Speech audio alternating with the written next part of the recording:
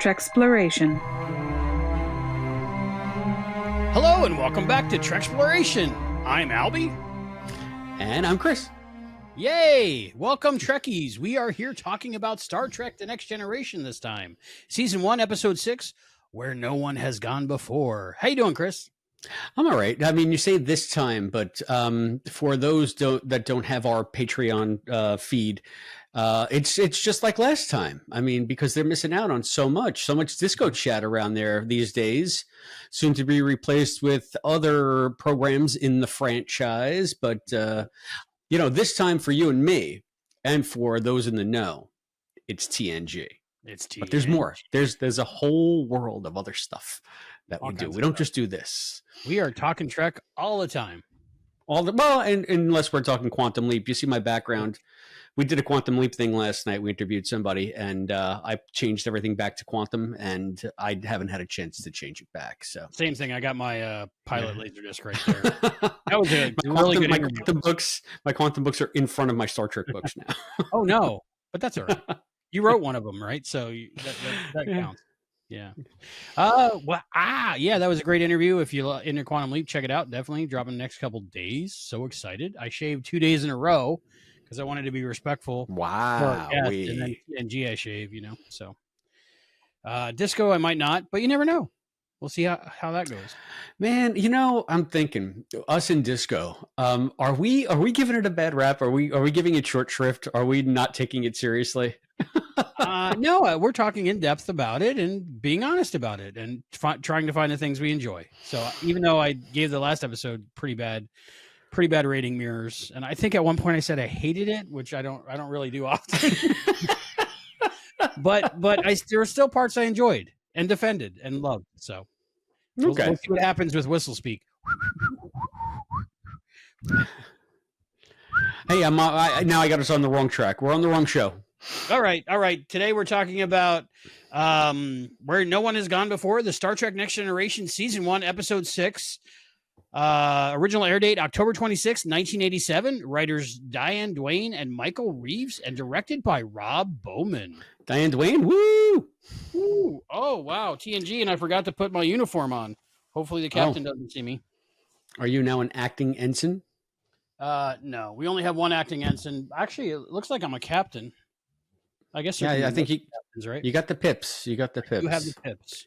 You're a 25th century captain, I think. Speaking of pips, well, let's talk about that after you read the episode synopsis. Episode synopsis by Chris. Yay. The Enterprise rendezvous with the Fearless to take aboard a warp expert named Kaczynski to perform some experimental upgrades to the Enterprise's propulsion systems. Accompanying Kaczynski is his outsized ego and a quiet companion who assists him in his experiments. As Kaczynski mansplains the tech to Riker and Chief Engineer Argyle, West develops an uncanny connection with the quiet alien assistant, tweaking the parameters of the experiment. Soon, all systems are go, and things go way better than expected. Kaczynski's experiment propels the Enterprise over 1 million light years into a strange region of space where thoughts become reality. Now the crew must find a way back or risk being consumed by their own negative thoughts or something like that. I think that's what was going on. Yeah, are you saying that's a kitty cat? What was that, like an anteater with a horn on it? I think it was a pig. Okay. Yeah. All right. Serenity's Pet Pigs looks a little like that, except without the fur and the spikes. But yeah, understood. It's the regular pig, not the pink farm pig, but like. So I know I usually go to first impressions around here. I have questions. Remind me to ask questions about that spiky pig. Spiky pig, targ. Yeah, targ. Okay. Targ. All right. What was the targ's name? Ichala? Or is that Ichaya was the Salot. That was Spock's pet Salot. That's different. Yes. They should put Star Trek pets out, as action figures or. No, they should. That should be like a Pixar style movie, Star Trek Pets. And Pets. It's like they're all left alone on the shuttle pod, while they're out doing some kind of away mission. They cracked a window, and they thought everything would be fine, but they haven't. Spot would be in command, don't you think? Now, if you're listening, Akiva Goldsman, I'm going to write that one. Okay, that's your pilot script. Star Trek Pets Why not? Right, who's You're, good? you're doing Starfleet Academy, so I think that the Targ would be in command, and maybe the Targ would be the bad guy. yeah. But Spot was both male and female and a lizard. So, but also Porthos. oh, Porthos. Porthos, Yeah, Porthos. Porthos has got to be there somewhere. He'd be the old man of the group. Uh-oh. For those of you listening on the podcast feed, Albie just got up to find Porthos. Porthos. I was going to save that for our first Enterprise episode, but here's Porthos. So I guess they did make Star Trek pet plushes, but he was more like a character. But they didn't make an Archer plush or T'Pol plush, or because I would have bought the T'Pol plush life size. Yeah, I was going to say that now you're heading into dangerous territory. How about some first impressions of where no one has gone before? This one is an odd one for me because, like, there's a lot of it I like, but I can't really put my finger on what it is that I like about it. It's like, it's kind of like episodes of Twilight Zone where I like them because of the feeling it gives me, but I don't understand why I like them. So it's not a Twilight Zone-y feel, but it just has that weird feel that I enjoy. And there's parts I like, but a lot of it is very dry and boring, but I'm enthralled the whole time. It's weird. Like I'm enjoying being bored. Kind of like when you enjoy crying at a sad movie. I'm enjoying being bored by this. So that's my first impression. You're a conundrum, sir. That's a different episode. That's where Felicity's dad is on the bridge and nobody knows why. And I'm like, did I miss an episode? Curses, I fell into your booby trap. That's Anywho. Yeah, you know what? Bored is a good way to describe this one in many stretches. I like this one, like, for varying reasons, in the sense that I think it tries to play with some big ideas. It gives you some of the first real big examples of how big tech would become on Trek. So it establishes some stuff like that. I don't know that it comes together, but I don't know that I dislike it. I maybe I'm like you. I didn't particularly like it, but there are things in it that I did like. And just giving it a fair shake. Again, we're talking about TNG season 1. We know it's pretty bumpy, but it seems like this one is going for a big idea. And I don't know how well it sticks to the landing. Okay. I can see that. So we're both kind of like, we don't hate it. And it's kind of fun to watch. But what are we enjoying about it? I don't know. Like, because it's weird. It's like Mr. Wizard meets Wesley Crusher and people phase in and out of existence. Kaczynski rubs me the wrong way, just like he's supposed to. He's supposed to just be annoying as hell. And he is. So he does a good job at it. What's the actor's name? Do we have it written down? Yeah, it's way down at the bottom. Just scroll down. Stanley Camel. I would say Camel. I like Camel. Okay. Stanley Camel plays Kaczynski. He is annoying, but in a good way, I guess. I very rarely do I like an example, Enterprise, when a character is written to just be annoying. I'm like, I'm paying to watch this, or back then I guess you paid with time watching commercials. Time, yeah, which is more expensive. Pieces of your life are more expensive than $5. But anyway, people are going to cotton to the fact that they're wasting pieces of their life listening and watching us. So. Oh no, this is what life is all about. Listening to two guys talk about Star Trek, and there's no cheaper show on the planet than this show. Not at all. It's not expensive at all, right? If you do the math, it's cheaper than a dollar store movie, right? So, anyway, yeah, it's for me. It's weird to watch an episode with a character that's supposed to annoy you. I think the thing that saves it for me is when you watch his whole arc. The ending kind of humanizes him a bit, because he was just. I think it's what is that Dunning-Kruger effect. He wasn't smart enough to know how dumb he was. Yeah, and he actually thought he was doing something. So yeah, so I mean, well, before we go all Dunner-Krugen on poor Kaczynski, the Unabomber. Think Unabomber. It's easy to remember when you remember. He's got the Unabomber's name? Yeah, Ted Kaczynski. Wow. Yeah. So that they knew who did it way before. I guess. They found out. I guess. I don't know how that works. So we need everybody to first know where they can reach out to us. Hey, subscribe, like, share, go to our Patreon site, go to our YouTube site. Our main Patreon site is patreon.com/Treksploration. That's where we have all of our conversations, all of our posts about, hey, what did you think of the episode? And we're building our community of Treksplorers over there. That's patreon.com/Treksploration. You can find us on Instagram at TreksplorationPod. You can X us at Treksploration. You can email us at treksplorationpod@gmail.com. You can get us by phone at 707-847-6682, or you can write us an old-fashioned letter. P.O. Box 542, Bayport, New York, 11705. Send us something to the post office box. Give me a thrill. I go and I check it every weekend, and usually there are flyers in there from like the library or, you know, the school budget elections coming. I guess I just gave away where I live, huh? But, you know, it's always great when we actually find something in the P.O. Box. Did I ever tell you my greatest P.O. Box moment of all time? No. What was it? It's right here behind me. When we first started the Quantum Leap podcast, got a letter from Nanrissa Lee. She played Jen, the beautiful gorgeous, Team Jen, talented Nanrissa Lee. This is the envelope. Funny. I have. Awesome. Where's the card? Well, the card is around here somewhere.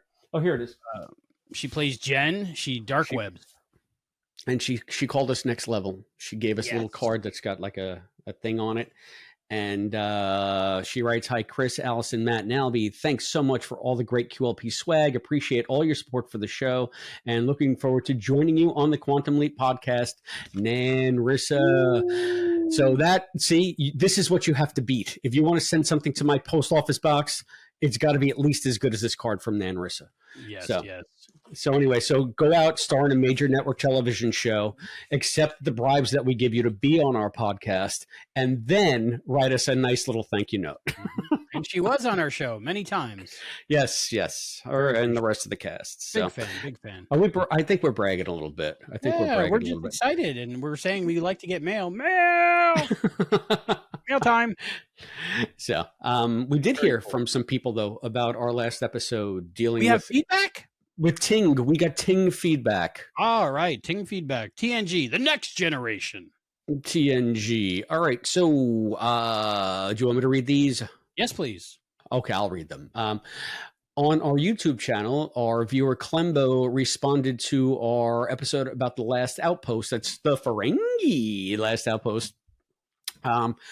Clembo responds, season 1, that is really distracting, dude.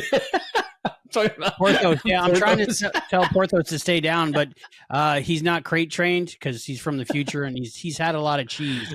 So I see.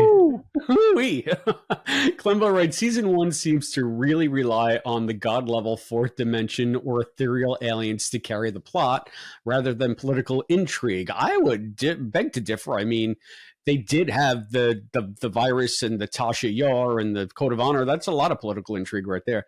But I understand what you're saying, especially in context of the last outpost. Yeah. Starfleet bureaucracy and moral mazes. Oh, I cut the sentence off. So I'm going to start again, Clembo. Season 1 seems to really rely on god-level fourth dimension or ethereal aliens to carry the plot rather than political intrigue, Starfleet bureaucracy, and moral mazes. I'm literally only 10 episodes in, though. I remember the odd episode I caught decades ago by chance. These must have been later on because the writing was a lot better. A lot of people say that. So Clembo, I take it from this response that Clembo is going through TNG for the first time. Ooh, hopefully with us. Yeah, that's amazing. So thank you, Clembo, for the response. But yeah, like I said, when I interrupted myself to interrupt you to talk about, I think they did have some of that stuff with the last outpost. And but look, we got Q in the pilot. We got the Traveler's fourth dimensional at least. Yeah, Traveler is fourth dimensional. We got we got the Takan Empire, which had like the Avatar, the portal, right? So that's out of the 5. We've seen at least as many ethereal aliens as we've seen Picard surrender so far in season 1. Yes, and the almost naked bimbos and himbos in Justice coming up. I have a special name for that episode. I can't wait to unveil it. Don't tell us now. I'm not going to tell you now. I'm not going to tell you now. That was a YouTube comment. That's awesome. Oh, and thank you for everyone on YouTube watching these. I mean, our last episode, the last outpost, did really well. So yeah, it's funny. It's funny. Nice. I mean, Counter Farpoint, I'm people checking us out, and we got a bunch of hits on that, and then it dips a little bit. But then when we got to Code of Honor, which I expected it might, because it's so polarizing, it's such a lightning rod.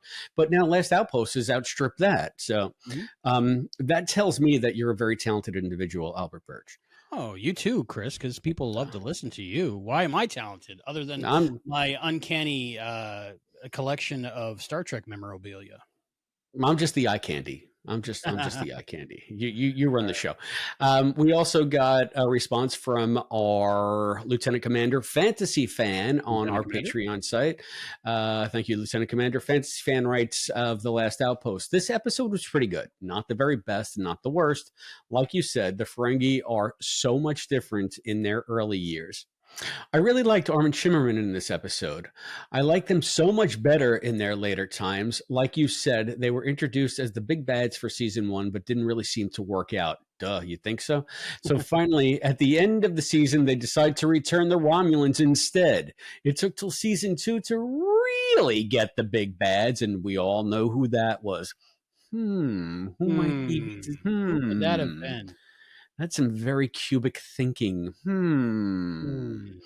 So thank you very much, Fantasy Fan, for your continued feedback and participation over there on our Patreon channel. If you want to be like Fantasy Fan or our current cadre of Treksplorers, which include our $5 cadet, Scott Seligman, our $17.01 Lieutenant Commander's Cosplay Dad, One of All, and Fantasy Fan, and our Big Cheese head honcho, Captain Charles from Texas, who has subscribed at the $47 level. You see what Albie did there, 47. You can get that at patreon.com/Treksplloration, patreon.com/Treksplloration. And also thanks to everybody that's joined over there. You don't have to pay to participate. They have a free option as well. And I'm so glad when Patreon did that with the QLP, I was like, free? What's this? How do I all of a sudden have 35 new members? And I said, oh, wait a minute. This is actually a good thing, because you can still join in. You don't have to pay, but we can still talk. It's great. So just go on over there. Like we said, Treksplloration, patreon.com, Treksplloration. It's great because we don't have to go somewhere else to like hang out and talk about things. And there's no paywall for people to like enjoy talking about the show or talking with each other. They can just do it right there. We don't have to go elsewhere to do it. Very smart on Patreon's thing. And I think it'll be good in general because more people will be like, oh, that looks like a good thing. I'll have to check that out, So, well, let's hope. Either way, we're just glad that who's ever here is here with us. And thank you, however you're getting the show. We appreciate the looky-loos. One thing about Patreon for our members. One thing I did is the videos on Patreon, they are also on YouTube, and the unlisted links are there. So you can watch it on your TV. That's one of the things I don't like subscribing to Patreon video things, is because I can't figure out how to watch the Patreon video on my television. If there's a way, let me know. But this way, if you click on the link, you can watch the unlisted link on your web browser. And if you're logged into your YouTube, then you go to your YouTube, and then the show's in your history, and you can watch it on your TV. Oh, wow. I don't know what you just said, but I'm sure it made sense to so many people. Or if you're like me and you subscribe at the $5 cadet level, you will get the podcast feed of this, and you can just listen to the audio on your phone while you do other things like drive to work or walk the dog or shop for it's sweet potato season. I think we'll get some sweet potatoes, some rhubarb. It's coming out, I think. It's strawberries. It's spring here. I guess we're dating. I'm sorry, we're not evergreen anymore. It's spring is sprung. But we don't know what year we're talking in. I'm thinking of farm stands. So we're on a year when at least there was still enough moisture and potable water for there to be farm stands. When there was still fruit. Wow. Yes. Back in the day. Back in the day. Yeah. Is it true about rhubarbs? You can eat parts of it, but other parts will kill you? That seems I don't know. Rhubarb to me looks just like a bunch of purple celery, so I couldn't tell you. I'm thinking of something else. Rutabaga?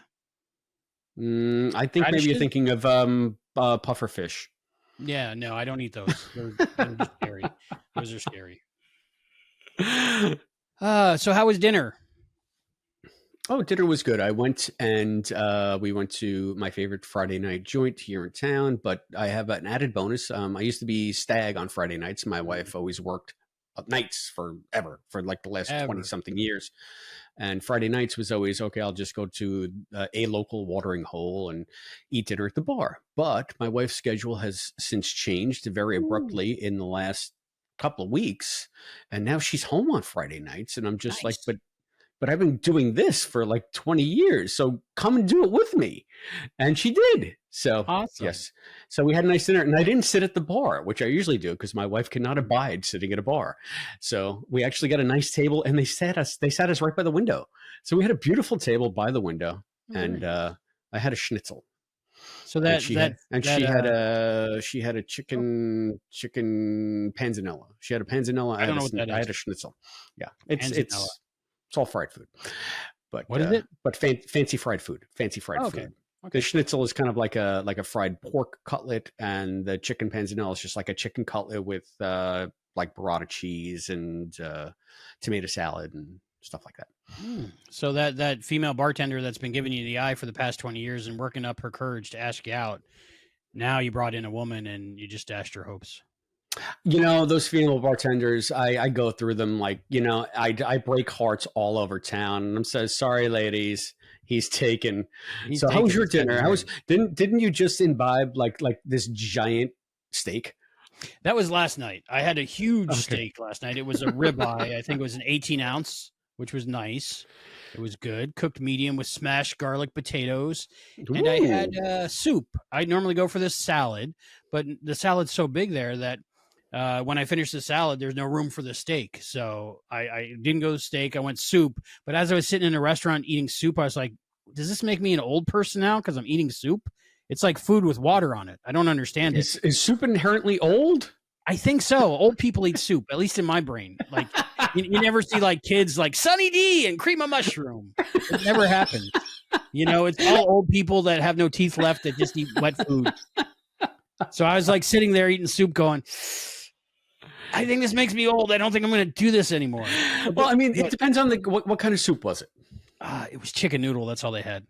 Well, yeah, that okay, yeah, you're old. You're old. Yeah. Yeah. Cream of If you mushroom. said I love cream of mushroom. That's my yeah, favorite. if Maybe you a said, tomato. you know, like yeah, tomato also makes you old. Maybe if it was Really? like a French onion, that's very Love French continental. onion with the toasted thing and the melted If cheese. it was some kind of bisque, maybe that makes you a little bit more hip because bisque Maybe. is hip. We all know. I mean, that's the rule of the kitchen. Bisque is hip. So Asparagus bisque, I'm maybe next time. yes, you know that you know this from your time working in kitchens. I I mean, do. only FOS means French onion soup. That's what I know. And it's hot. Don't touch it. It'll burn you. It's really good. It's really How good. did we get on this nonsense? So that was Anyway, last so yes. night. Tonight, I was supposed to take Rebecca to a nice Italian joint, Ginetti's. I know the owner. His name's Marty, and I was gonna have the eggplant parmesan, but Mhm. Rebecca didn't show Oh. because she doesn't exist. She's make believe. She lives in Canada. So tonight I had 2 hot dogs on a bed of sauerkraut, no bun, with some mustard. Oh, okay, better sauerkraut. You're gonna have all the good. You're gonna have the good gas cramps later. Yeah. I had sort of the same thing with my schnitzel. It came with red cabbage, Ooh, I so like that's cabbage. it's that sour red cabbage though. Oh yeah. It's like the German red cabbage. My mom used to make that when I was a kid when we made pot roast, Yeah. and because it had the brown gravy, and we would have the mashed potatoes, and she made that cabbage, and I hated it as a kid. Yeah. I just thought it was Now? awful. Now I still don't really like it, but if it's on my dish, I'll eat it. I was always straight edge that way. Like instead of not eating foods I didn't like when I was growing up, I would eat them first to get them out of the way so that I could actually then enjoy my dinner. That was how I That's rolled. smart. So you didn't have to sit there and struggle through your vegetables at the end. Right. Like, so if we had like beef stew, I didn't like carrots. So I would just get as many carrots on my fork as I could in one go, eat them all first, and then take my spoon and enjoy the beef and the gravy and the I've taters. never heard of that strategy, but that's super smart. Well, it's because it never even occurred to me like to just leave them because it's a sin. I mean, you put food in front of you. Yeah, you don't waste food. What are you out of your mind? I still don't waste food. I was raised by somebody who grew up in the Great Depression, so and my parents were raised by people who were raised in the Great Depression. So it just like, and the other thing is just like you eat what's put in front of you. This is not a diner. This is what's for dinner. So, and we like it. We are old, I guess. Where do you stand on caraway seeds and sauerkraut? Yes or no? Oh, I love them both. Okay, good. Caraway seeds in my rye, preferably. Yes. And sometimes they're in sausage. I've never been really a sausage guy though. Like fennel sausage oftentimes. So fennel sausage often has caraway seeds. And Italian sausages have caraway, I think. I don't know. I'm not very sausage. Yeah. Whatever it is. And then what was the other one? Sauerkraut. I mean, who doesn't like some sauerkraut with a hot dog and some mustard on a nice Martin's potato roll? You always need mustard. Have we done the On Food podcast already? I think this is the second version. I think we can. You did an impromptu cooking show one time for us, and we really enjoyed it. But it but it wasn't recorded for posterity. That was a private show for you guys. Yeah, that was like my OnlyFans. Your OnlyFans, where you cooked dinner for us. It was like a nice chicken marsala or something. It was really good. I had ramen after I watched that whole thing. Not the same. Hey, good for you, man. Not the same. Anyway. Why was Kaczynski? The traveler is coming to get you. Oh my goodness! Is that a poltergeist? It's a poltergeist. Is it a poltergeist? Up there. Apparently, Star Trek wants Star Trek. Yeah, Star Trek got a Star Trek. They're like, no quantum leap. Ooh, Captain Kirk. Ooh. Season 2 of Stranger Worlds on 4K. Woohoo! Can't wait to open that up. I haven't opened it yet. That's got the music. It's funny now. The coincidence there is I used a 4K to eat my schnitzel earlier. So I think that's called a fork. Oh, maybe in a fancy restaurant. Again, I was being very continental. Yeah, just like your onion soup. Anyway, that server last night taking my credit card. Oh my god. Okay, but that's for another. that's for Treksploration After Dark. Why was Kaczynski not wearing a communicator? What's that about? Because I don't believe he was a commissioned Starfleet officer. I believe he was sort of an adjunct and attaché. So with no affiliation with the fleet, he had no insignia. That's the way I choose to look at it. But he was still wearing uniform. He wasn't wearing like civilian clothes like Leah Brahms was. Maybe his regular clothes phased out of existence. And he was so embarrassed. They had to where'd he come off? Not the hood, the Triumph, it was an Excelsior anyway. The Potemkin, the Mandy Potemkin. It was the Fearless. It was the Fearless. It was the Fearless, which was definitely the Excelsior. The Excelsior showing up. Excelsior. Yeah. So maybe they had gone through the Nexus again. Okay. And when he got back, he was wearing a uniform because in his fantasy he always wanted to be a Starfleet officer. And then the captain of the Fearless saw that he was wearing a comm badge and ripped it off his shirt and said, "You, sir, have not earned the right, the privilege to wear that insignia." And he tossed it on the ground. And that's why Kaczynski so he threw it on the ground. Right. And that's why Kaczynski had an outsized attitude, because he felt slighted. So he had to puff himself up to feel important. He had a square pip. Almost like the ones in Enterprise. Oh, wow. I missed that. Yeah, I was watching 4K this time. The first time I watched was... Oh, boy. Can we put a picture of that square pip up? Put it up. I will. I'll put it up right here. So I was watching the HD, the 1080p Blu-ray. Before I was watching the Laserdisc, the first time I watched that a couple days ago. Big difference. I noticed some stuff in the HD version. I noticed the pip. I noticed... on the bridge that, those pull-out chairs by the consoles on the back of the bridge. One of them, like the padded bottom of the, boop, boop, boop, boop, boop, things. There's chairs that come out. So somebody was sitting in one of them, and this is the first time I've seen this. There was like a seatbelt buckle in the back of that. And I was like, wow, that's cool. They actually had seatbelts. I don't know what else it could have been, but that's what it was. Was it maybe they were just using the bottom of a baby seat? And they might have. They just tucked it in and figured nobody's ever going to see this. This is such like background dressing. It's the set dressing to the set dressing is what it is. Yeah, they're coming out the turbo lift and walk past that chair, and you see clear as day a seatbelt buckle thing, which I was wow, like, that's pretty cool. And also on the bridge, of course, we have Argyle in this episode. I want to talk about Argyle, but when Argyle's on the bridge, his mark, that's like little gaffer's tape on the carpet right in front of him. I wondered, I wondered why when they upscaled this stuff or rescanned the film and redid everything and recomposited everything, why they didn't take things like that out, the obvious things that the creators didn't intend people to see. I don't know. But tape on the floor everywhere all the time. I mean, Trek fans are notoriously picky and butthurt about the stupidest stuff. So maybe they felt that since they were completely recreating, because that's how they did these ultra 4K things, they went back to the source film, right? And they pulled the same shots and they actually rebuilt the episodes from scratch, right down to the frame. So maybe they wanted to make it as authentic to the original as they possibly could, warts and all. Yeah. That or it cost so much freaking money to go back and that they just ran out at the very last minute to get rid of that tape. It's one or the other. I think it might be both. One or the other. And it might be the simple thing of like they didn't hire somebody to do that kind of cleanup, because I noticed in this episode we got the targ poop. When the targ disappeared, like there's a poop stain on the carpet where the pig was. And I was like, they should have filmed the empty spot and then brought the pig in. But they probably weren't thinking. Rob Bowman wasn't thinking, this cast member might poop the floor. That poop and that tape are canon, and you cannot F with canon, my friend. No. It's that whole debate, like when you're watching the classic monster movies and you got the Invisible Man, do you paint out the strings and wires or do you leave them in, Yeah. I mean, where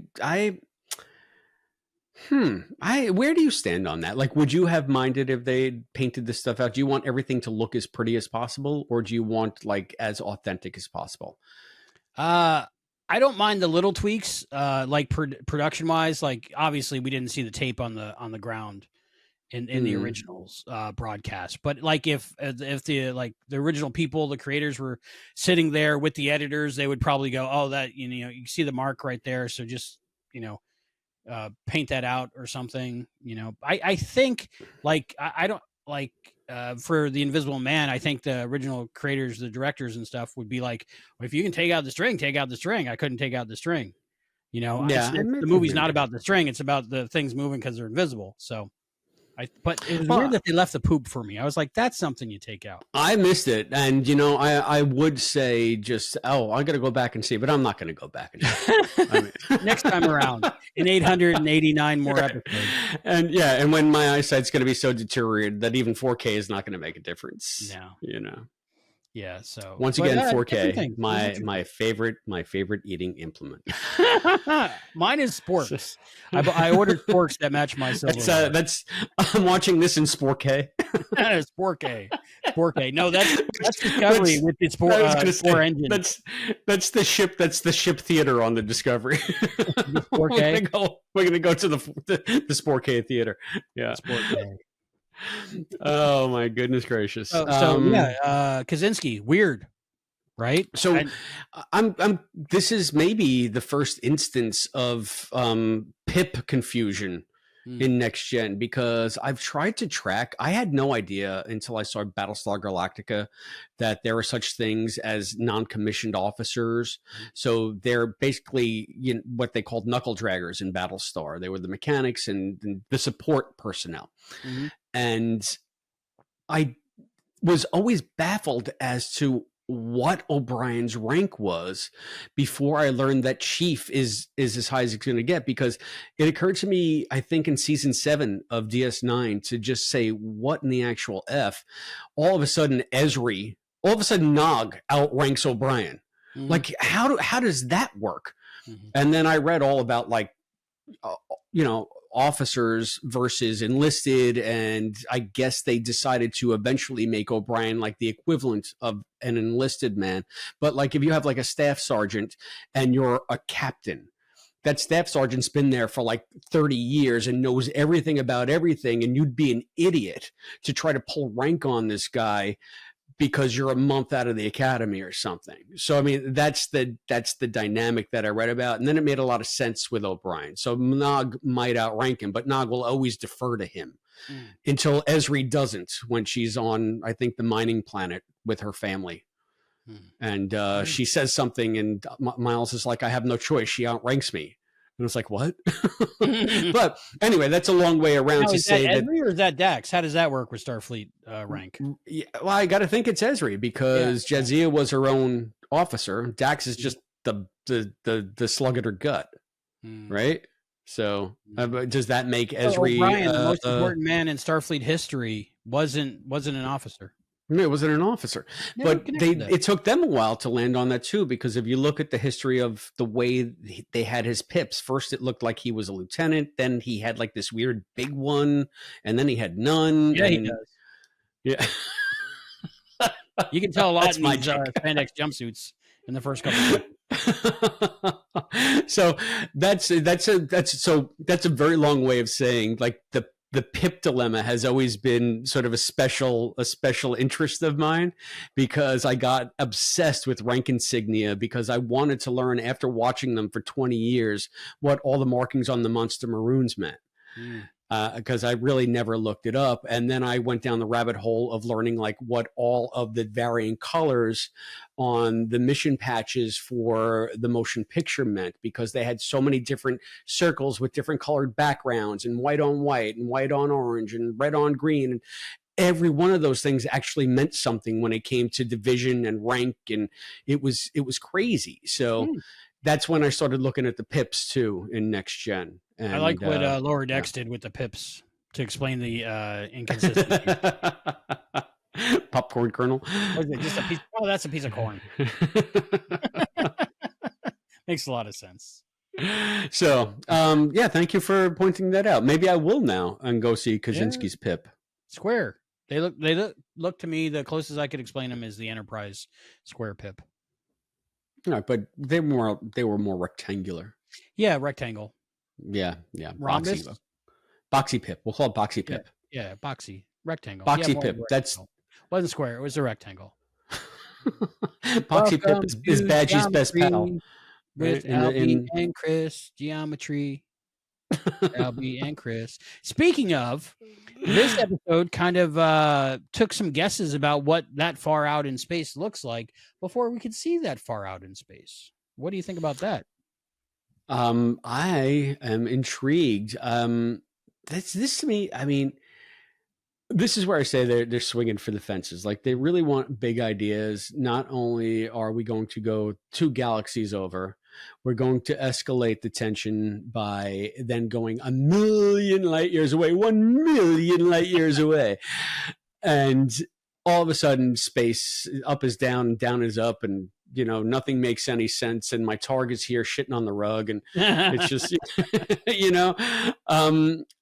I now that we have James Webb Space Telescope and the Hubble Telescope, I'm sure it looks like weird floating blue mass of stuff with like Day of the Dove type aliens flying all through in sequence. That was strange, right? It almost looked like something from what was that movie where they shrunk themselves down to go into that body in the 60s?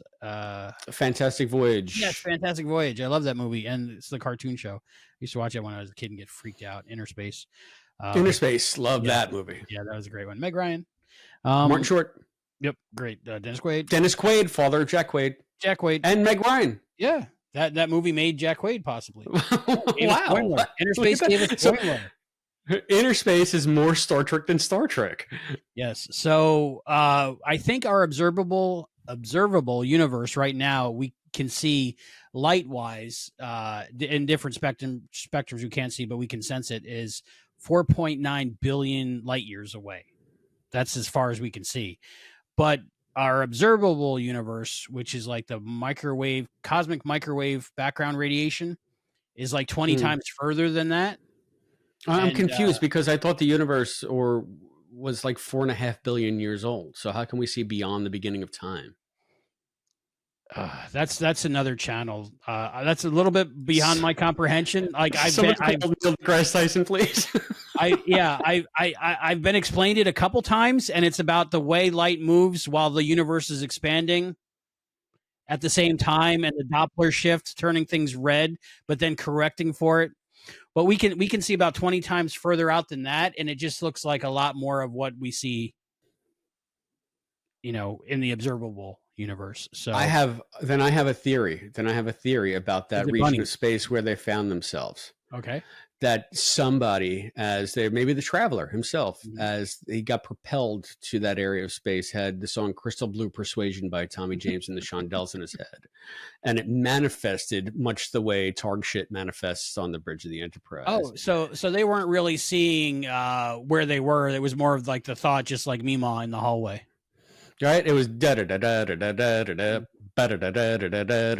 That's the breakdown from Crystal Blue Persuasion. That's very cool. Anyway, so a lot of the things they were traveling through to get back in there looked like things you'd see from the James Webb Telescope, adjusted, to be in the human wavelengths that we can see. But yeah, wow. I mean, we have such a more interesting podcast. If only we were just a little bit smarter. Just a little bit. We're smart enough that we're not smart, right? True knowledge comes from knowing you know nothing. Yeah, I was told there would be no math, Albie. I'd appreciate it if we could talk about this space pew-pews. Space pew-pews. Okay, so I'll end my discussion. I was going to get to where it looked like the universe that they were in was following the torus form, the shape that's theorized, the donut shape. But really? So now this is so interesting. I don't know any of this stuff. They seem to get some things right, I think. And if you follow the James Webb Telescope, all the new pictures coming out, and that like the new evidence is proving that we know nothing, which is really awesome. It's really cool. So is this a like art presaging life? Yes, right? Like they took some guesses, big swings, and some of the things I think they got right as far as our current understanding. I recommend Dr. Becky on YouTube. She can explain stuff really, really well. I recommend Dr. Beckett in Stallions Gate, New Mexico. That's another show. You know what? Something that bumped me about this episode, I'll bring it up right here so we don't end on a bad note. The inconsistencies with the how they treat Wesley in this episode in the first season. I have a pet name for this episode. Okay. It's the call an ambulance episode, because if you turned this episode into a drinking game every time someone says the boy, you will die. You will die of alcohol poisoning. It's worse than Hi Bob. Hi Bob. Hi Bob. Hi Bob. But I mean, the boy. Even Wesley's like, hey, assholes, my name is Wesley. we know your name. And the episode we just watched, which was Code of Honor a couple episodes ago, or was it? Yeah, they let Wesley sit at on take the con and steer the ship and all this stuff, and he was accepted into their group and everything was cool. And in this episode, they're like, the boy, shut up, tell me later, I don't want to hear it. It makes no sense. Like, I don't know if this is like this is a victim of being filmed out of order, production order versus air order, and the order we're going in. But it just seems like the scene where Wesley gets promoted to an acting ensign and all that stuff, we kind of already saw that scene in Code of Honor. I don't know about that. I don't recall that. I remember they were just humoring him. And it was maybe because it was such a weird way to get out of such a stupid episode. You know what? I barely remember anything. We just watched it a week and a half ago. I barely remember how it ended, quite frankly. I was just glad it was over. It was one of those few scenes in the episode that had nothing to do with the episode that were just yeah. And Jordy had his weird shaving razor. Yeah, he was shaving. Okay. All right, and the Joe, I made the Joe Piscopo crack. Okay, that's right. I'm so funny. I just have to remember my jokes all the time. No, that seemed kind of redundant, and it just didn't seem to jive with the rest of the. Even within the episode, they go from valuing his opinion to telling him to not bother us, kid. I'm wondering if that is a byproduct of the way that the first season was just rushed together because nobody did any pre-planning or pre-writing, even though they had a year and a half to do it. They didn't get their act together until 0 hour. So then they call in all these writers. I guess they're taking a bunch of pitches. They give the writers the Bible. This is who Wesley is. This is who Picard is. And then you have 6 or 7 different takes on these initial impressions of the characters by different writers who are not in lockstep, and maybe even behind the scenes. Dorothy can only do so much to be like, I guess, the executive producer or the showrunner or whoever it is that is in charge of the continuity area of like punching up these scripts. So it could be that a lot of this stuff was just somebody else's take on these elements, and they just didn't have a chance to make the episodes streamlined or cohesive. Maybe they didn't even know the airing order that they were going to be in, so they couldn't even do it. They just had to take them as they came. That's just my thinking behind the scenes explanation. It could just be that the writers variably liked and then said, oh wait, Wesley sucks. Oh wait, Wesley's not so bad. Oh wait, and yeah, depending on who was writing, yeah. Depending on the week, depending on, I will say this. I know that everybody likes to dump on Wes, and I think I've said it in earlier episodes too. I actually like Wesley as a character. Yeah. And after seeing Will, I like Will. This is not a shot at Will. Maybe it's a little shot at Will. But when he reprised Wesley as the Traveler on the second season of Picard, he was Will Wheaton, acting like Will Wheaton does in the Ready Room. He was just Will Wheaton being Will Wheaton.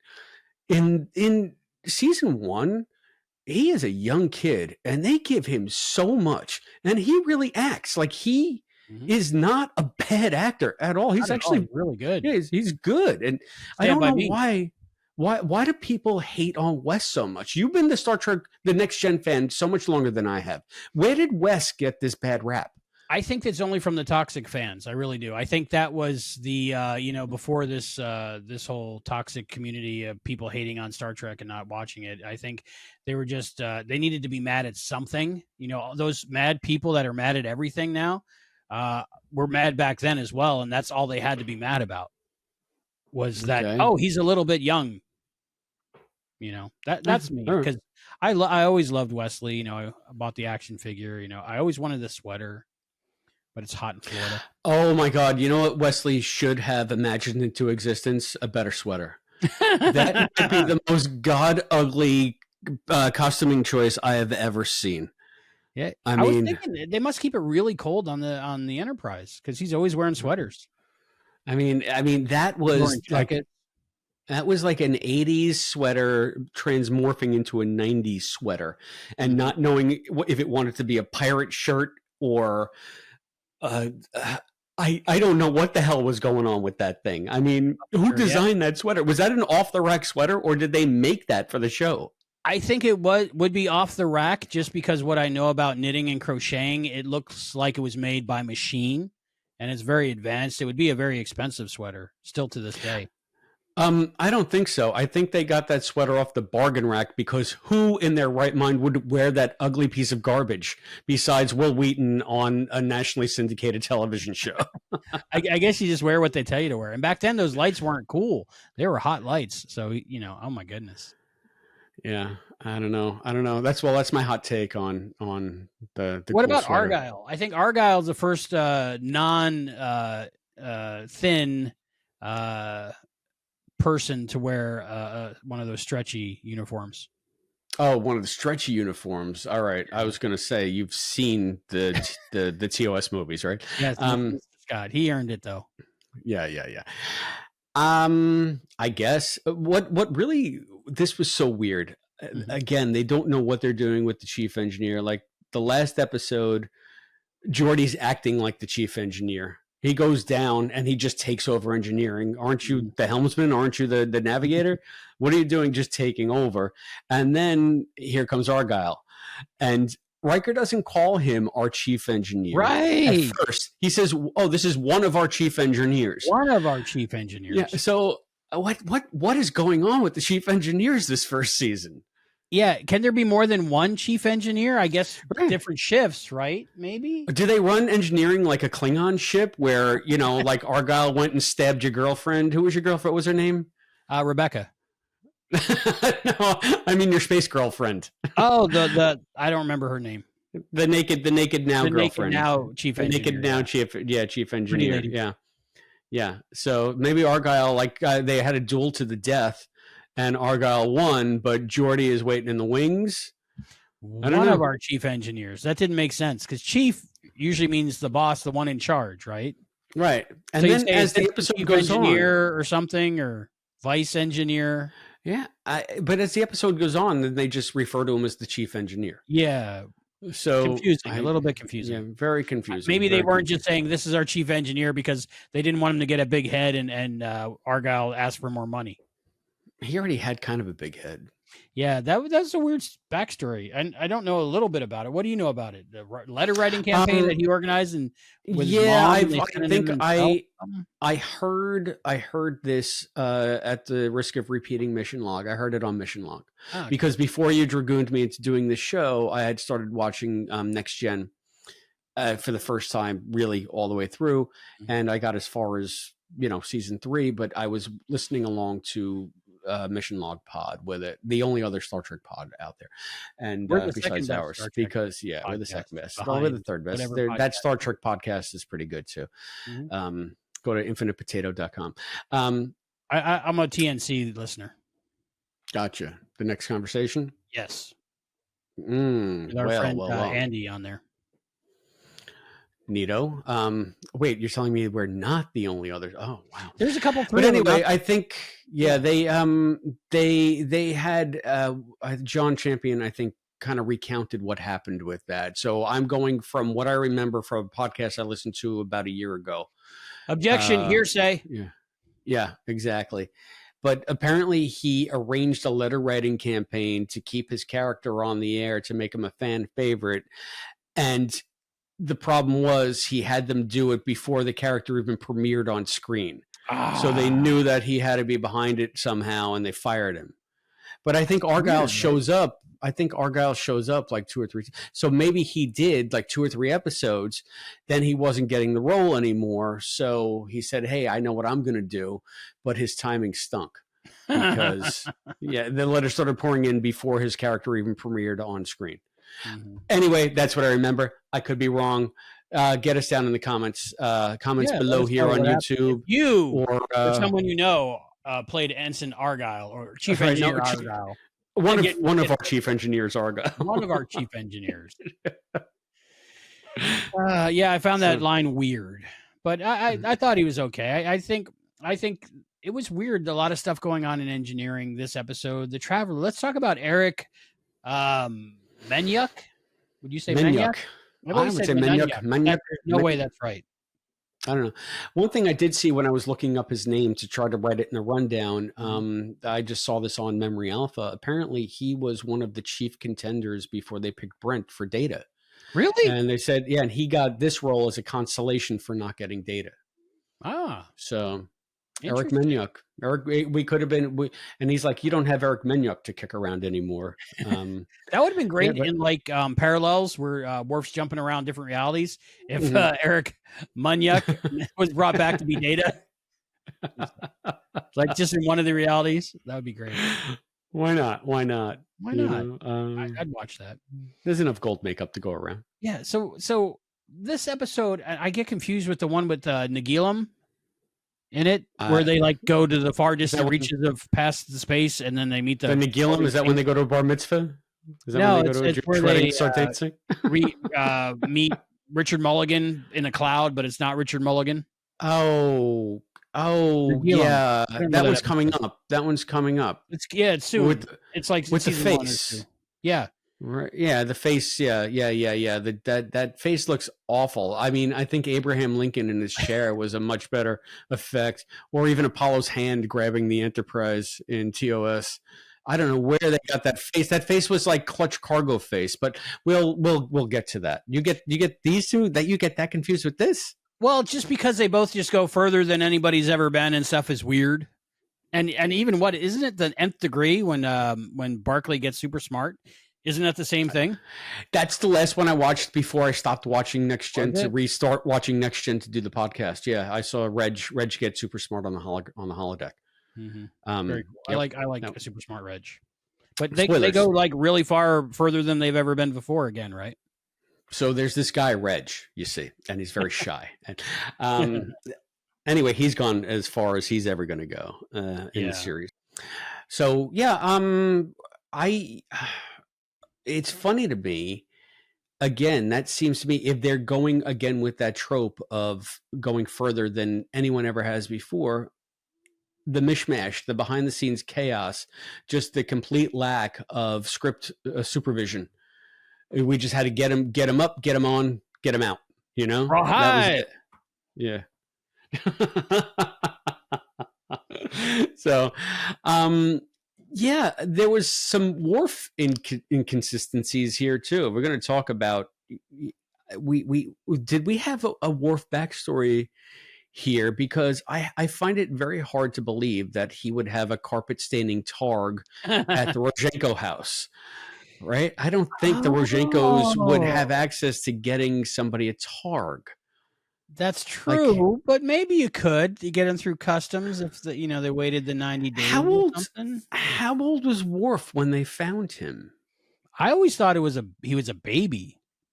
Yeah, I don't know anything really. Even though I've watched a lot of the Klingon stuff, and they actually talk about I want to say Wolf 359, but it's not. No, his parents were killed at the Kittimer massacre, I believe. The Kittimer, okay, that's it. So I was thinking like the Kittimer Accords, and then there's the Kittimer massacre, and. How old was Worf when he was on that colony with his parents? So is it possible that he did have a targ somewhere on Kronos before all of this happened? My guess is Brian Bonsall age.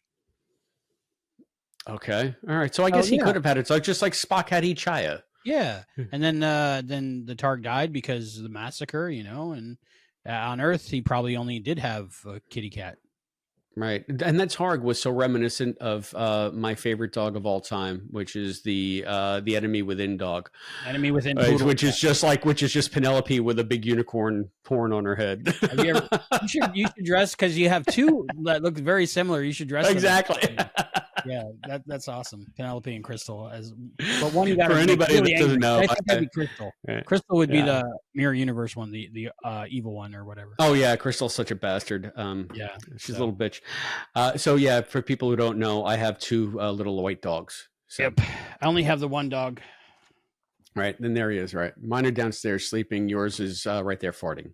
I do have a bunch of iCybies, but I haven't charged them in a while. Which are I don't know dogs. What that is, but robot dogs. You need to seek help, my friend. Yeah, well, I can't deal with the walking and the pooping and the hair and the barking. Gotcha. I have a kid. It's hard to take care of the kid and keep the kid alive. I was gonna say I'll keep the walking and the pooping and the barking. Yeah. It sure beats puberty. I'll tell you. At least you can leave him home if you run out. You can't leave a kid home when you run out. Right. It's not the 1980s anymore, where they go in the woods and kill monsters while you're at work. Right. What happened to that? We killed so many monsters when we were kids. They're all monsters dead. They're running rampant now. Yeah. Well, we killed all the monsters, so now the kids don't go out on their bicycle and kill monsters anymore, I don't think. I gotcha. All right. Yeah. All right. Well, then we did a service, or did we do a disservice? I don't know. I just always thought it would be like the Goonies and E.T. and Stranger Things for all the generations to come. But it turns out our parents just didn't like us. Get out of the house. Don't come back until the lights come on. Okay. Yeah, don't come back until you've killed at least one interdimensional monster. Yes, which we did often. And we just thought that was normal and we liked it. We didn't know any different, but it's different times now. This episode brings back up the Tasha being chased by the gangs again. And she had on her chest and those scars. I didn't realize that the first time I watched this, what was going on with that. I mean, we didn't really get to see much of her décolletage, let's say, in The Naked Now, although that's as skimpy as I think the character ever gets on camera besides this scene. Those scars were really jarring to me. And the juxtaposition of her having a kitty cat. And that's the first thing I said. And I know I'd seen this episode, but I forgot about it. And It is forgettable, sees, except for the couple, traveler things with Wesley, because that informs. Yeah, because that comes back. Comes back, and there's a Picard scene too. But just getting in the moment, Tasha seeing a kitty cat on the bridge as like a long lost pet, and then I thought, didn't she run from gangs from age 5 to age 15 on the how is it possible that she even has a cat? Oh, well, there's the flashback. I guess she really did have this cat, but that flashback was very jarring. It was just weird. A weird, bold choice for a character. And it was different because every other like anomaly that happened because of the area of space they're in, it was other things, memories that were on the Enterprise, but this took her back to another time and place. So I don't even think it had to do with maybe where they were in space. Maybe that's just a flashback she had and we're seeing her trauma. Could be. I mean, obviously we're seeing her trauma. I mean, there's no doubt. It's not. But I don't think it was like supernatural. The cat was, but not the memory, I think. That's my opinion. That's my thought. All right. And I just kept on thinking that if we had time to do like frosted tips and stuff, get her hair done while she was running from all the gangs. Yeah, well, there is a certain allegiance to style. All right, no matter your station in life, no matter her sister with that hair. Oh my God. Jeez, well, their sister became the big bad revolutionary. So, I mean, they had a whole bunch. They have their own glam squad. Didn't and Ashira? It was the glam squad was next to the assassination squad. So you had to get glammed up before you went in. What? Ashira? What was her name? Tasha's sister? Ichaya. It was Ichaya, right? Yeah. Ichaya. Again, that's she had like some kind of tracking device in her chest that they had to cut out or something. So maybe those weren't really like scars from like an animal or a gang attack. Maybe she was trying to remove whatever that tracker was. Or am I thinking? But was it the same? Was it even the same planet? It wasn't the same colony, was it? I don't think it was the same colony. I got distracted by Tasha's sister for most of that episode, but I'm sure. I mean, just that hair. Anyway. So yeah, Tasha has a sister, and apparently she has scars. Maybe Beverly fixed those up for her when she entered the fleet. Most likely. Like I think you probably get dermal regeneration now. Oh yeah, big time. If you can turn Picard into a robot, you could probably make a nice. If you can have the old man hand regenerate to whatever age you are. Yeah, I think that was in the 39th century, right? That's true. That's true. So that's what I'm trying to think of. Like, but if you could have like Mud's androids look completely lifelike and hardcore like in mud. Exactly. So and you can have a Maisie, a pair of Maisies and a pair of Dorses, and then I guess you can get rid of a few scars. Yeah, a few scars. See, I was thinking that the scars were indicative. That cat really didn't like her. The cat's like, put me down. You're dangerous. To me, it looked like she forgot she had a Freddy Krueger glove on and was scratching herself. Oh my god! What other silliness happened in this episode? Picard saw his Mima, his grandma, drinking tea. I thought that was his mom. I thought that was his mother. No, Maman, right? Maman. Mama, I think means like grandma in French, England talk. All right, we gotta look this up. Yeah, my best guess is that's his grandma, because we find out later on why he wasn't with his father and mother. We find that out in Picard. Well, that's what I was going to say too, right? That was season 2 stuff, I believe. So then we see why he connects with his grandmother. So I think that's his grandmother. I think that was his mom. Okay, look it up. I'm going to look up my mom. Mama. Maman, right? Mama. Big Bang Theory. Maman. More proper. It's a cafe. That's a bakery. Wow, this is some really bad podcasting. Me looking crap up on my phone. I'm wondering. Wrong. How can you have a bad podcast with something like this that I won't describe? So people listening to the audio has to go see the video to understand. Picard mom. And we'll say Picard mom. And what is this episode called again? Where no one has gone. The longest episode ever to type. Where no one. Maybe go on IMDb for this episode and it'll give her character name. Has gone before. All right. Yvette. Yvette. Her name was Yvette. So what was Picard's mother's name in season 2? That I don't know. And she was played by... Yvette was played by Herta Ware in TNG, Where No One Has Gone Before, Okay. and really by good. Madeline Wise in Star Trek Picard. They're both Yvette? They're both Yvette. They're both his mom. So that was his mommy. So his mom's ghost aged with him. Maybe that was his interpretation of what he wanted his mommy to be. Because it was all fantasy land at that time. It was all hoo-ha and, witch stuff. Just because he saw her and she was real to him doesn't mean she survived later on. Right. Maybe he's thinking this is what she would look like now. She never stopped aging in his head. If you want to retcon it in any way, I mean, that's a little inconsistency. I always thought that was his grandma for some reason. And why did she speak like with a German accent? It was French. It was French. What? It was French. It sounded French to me. Like, je suis la tea. Just, yeah, so that was kind of weird. And then Riker interrupts him, and then she goes away. That's the other thing. You can break these illusions pretty easily, unless you're trapped behind a really bad wall of CG fire. In which case, it takes a little bit more doing. You have to really think. There were some other things. The ballerina scene? This is where the episode starts falling apart for me. It's just like, do we need to see some rando playing Mozart quartets twice? Do we need to see some rando on the holodeck dancing like a ballerina and then discovering that she's not? I enjoyed the ballet.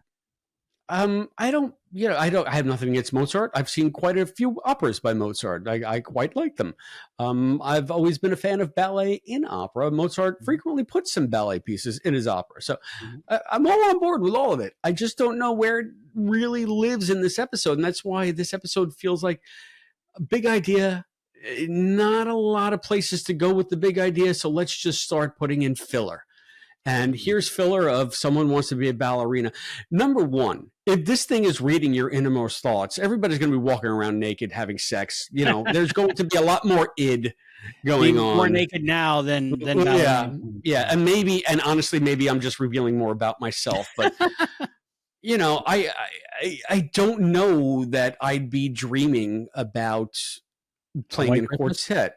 Well, yeah, that either. I mean, maybe I would. If I was Picard, I mean, his Nexus Christmas fantasy had to be like, it's the ideal. I mean, it's like, Daddy, I love it, Daddy. Oh, Papa. I watch that every Christmas. I mean, that Dickensian wet dream. I can't argue with it, man. Yeah. Oh. It was weird that she was a ballerina in a cargo bay. You think she would be on stage or something. It was a cargo bay, huh? Yeah, but she was in a ballerina tutu. But then that was as far as her imagination went, just the outfit.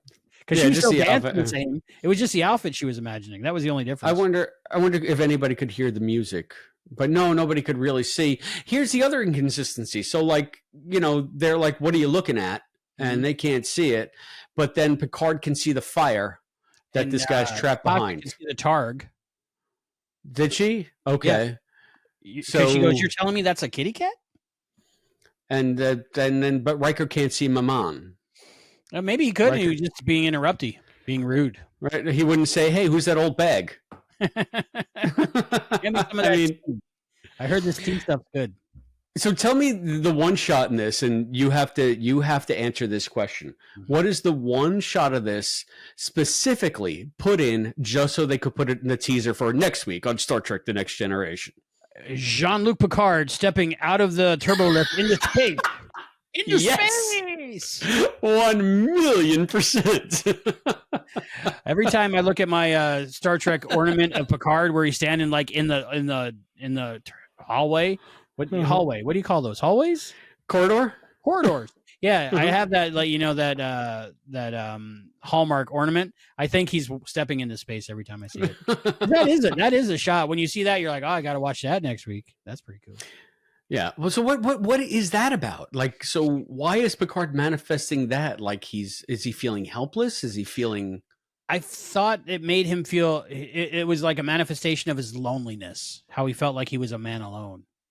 Deep Space And I thought it was a manifestation of his, I guess, loneliness, but not like a man alone, but like all of the responsibilities on him, and they're going to go flying off into oblivion because he can't figure it out.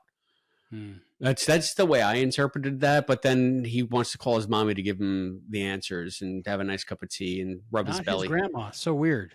She should have had like bruises around her neck or something. All right, come on now.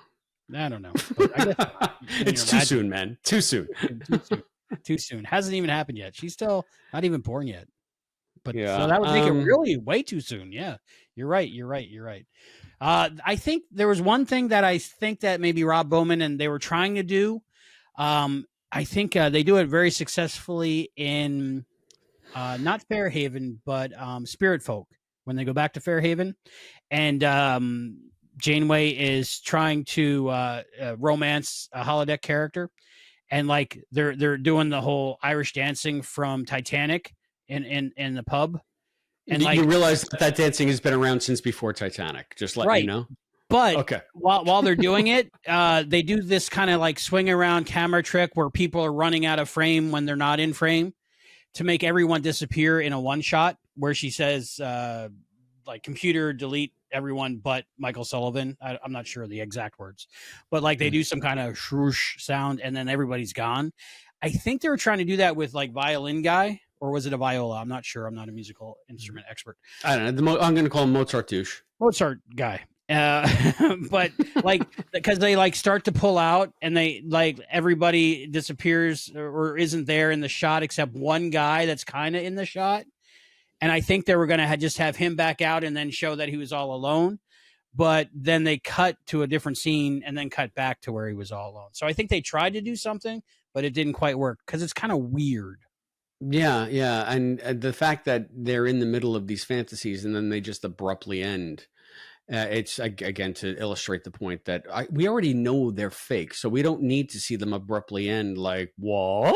Every time. And they were kind of like daydreaming, right? Ish. Right. So it was like daydreams that came to life. And, I kind of think that they came up with these set pieces of, imagine someone playing in a string quartet. He'd never played the violin in his life. Imagine somebody dancing like a ballerina because they saw the Nutcracker when they were 7 and they wanted to be a dancer.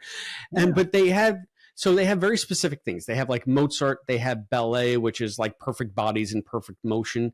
And then at the very end, I think they try to tie these things into how the Traveler describes West to Picard. I think he calls him basically a Mozart of time. And there's my notes there. Time, energy, and propulsion. I mean, if you're going to be a god of time, energy, and propulsion, that is the weirdest little niche to fill. The boy to fill. A boy? Even the Traveler calls him the boy.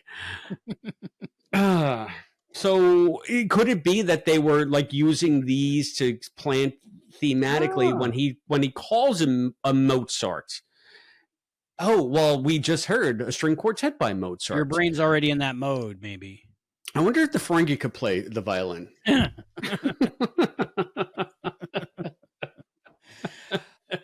Maybe you're right. I find it weird that everyone in engineering, none of them hallucinated anything. Like Leah Brahms didn't pop up. Argyle's sister didn't come to visit him. Geordi wasn't a holodeck stalker at this point, as far as we know. This is PLB. This is before that. PLB. Pre Leah Brahms. Leah Brahms. Okay. Right. BLB before Leah Brahms. Yeah. So that's what, season 4 or 5, 3, 2. No, 3. Yes. Yes. One of those. 3 or 4. Maybe 5. Thank you, Pete Puma. Oh, 3 or 4. I found it weird that just like Wesley is really not allowed in the bridge, but again, he's allowed in main engineering to help or kind of just chat. He's doing a homework assignment. Oh, He's is he? doing a homework assignment, right? So what's that boy doing here? Oh, he's working on his studies. It's a school project. So Wesley just happened to be there fortuitously, Okay. and they don't make him amscray. And the traveler comes up like a creepy uncle. This is no, It was you creepy, stay. right? And not like a real uncle, like a creepy Oh, pseudo it's the uncle. boys. Why don't you sit on my lap, the boy? Tell me It what you was think of this strange, right? equation. It was very much a Marty Doc Brown kind of thing going on. Yeah, I don't know. No, I didn't get vibes from the Traveler at all. I thought that it was actually kind of neat.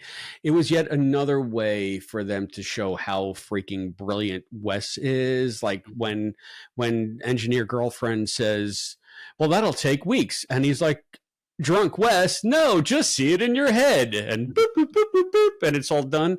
Like the Traveler, who is like, he phases in and out of existence. His whole reason for existence is traveling and finding ways to travel in pockets of space, time, and out whatever, and transcending it. And he says, "Wes, take a look at this." And Wes goes, "No, well, you want to put that there and put that there and that there." And he travels the Traveler. I mean, Wes, is he a Gary Stu? I don't think he out-traveled the Traveler. I think the Traveler could have done that because he recognized what Wesley did. He just wanted to see if Wesley could do it. Maybe, I guess. I'm thinking Wesley was on like another level that like the Traveler was drawn to him. Like it wasn't just a chance meeting, I don't think. I think it was. Really? Okay. Well, yeah, because he just was using douchebag as a means to an end. He said there is no destination. The means is I mean, if you choose to interpret it that he was somehow drawn to Wesley, like maybe subconsciously his choice of trips kept bringing him closer, I think that's kind of cool. Well, here's what I'm thinking is that since the Traveler is, in our understanding, from a different time, right? But different place, a different plane of existence. Like he has access to the knowledge of what Wesley did without the intervention of the Traveler. So I'm thinking the Traveler was somewhat Sam Beckett-like to go back before he turned into this maniacal evil genius that ends up destroying most of humanity because of his always being told to shut up while he's the smartest human alive. I think the Traveler said, you know what, if I interact with him when he's younger in his lifetime, and I encourage him and I encourage the people around him to encourage him, maybe it'll be different. So to me, it was like almost like the Traveler was changing the course of Wesley's life. So Wesley was Gideon Ridge in this scenario. Exactly. Yes, gotcha. Okay. All right.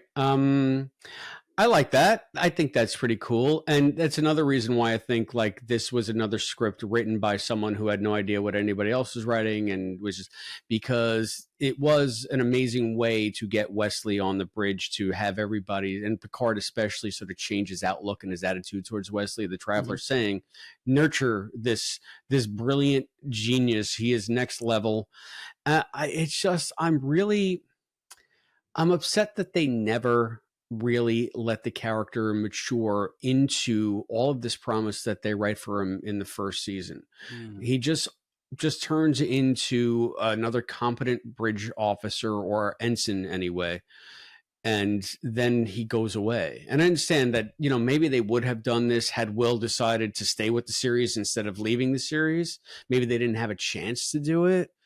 But we go from that to Wesley disappearing, to Wesley the troubled teen, you know, thwarting like Starfleet on Native American planet, on Indigenous people's planet, and then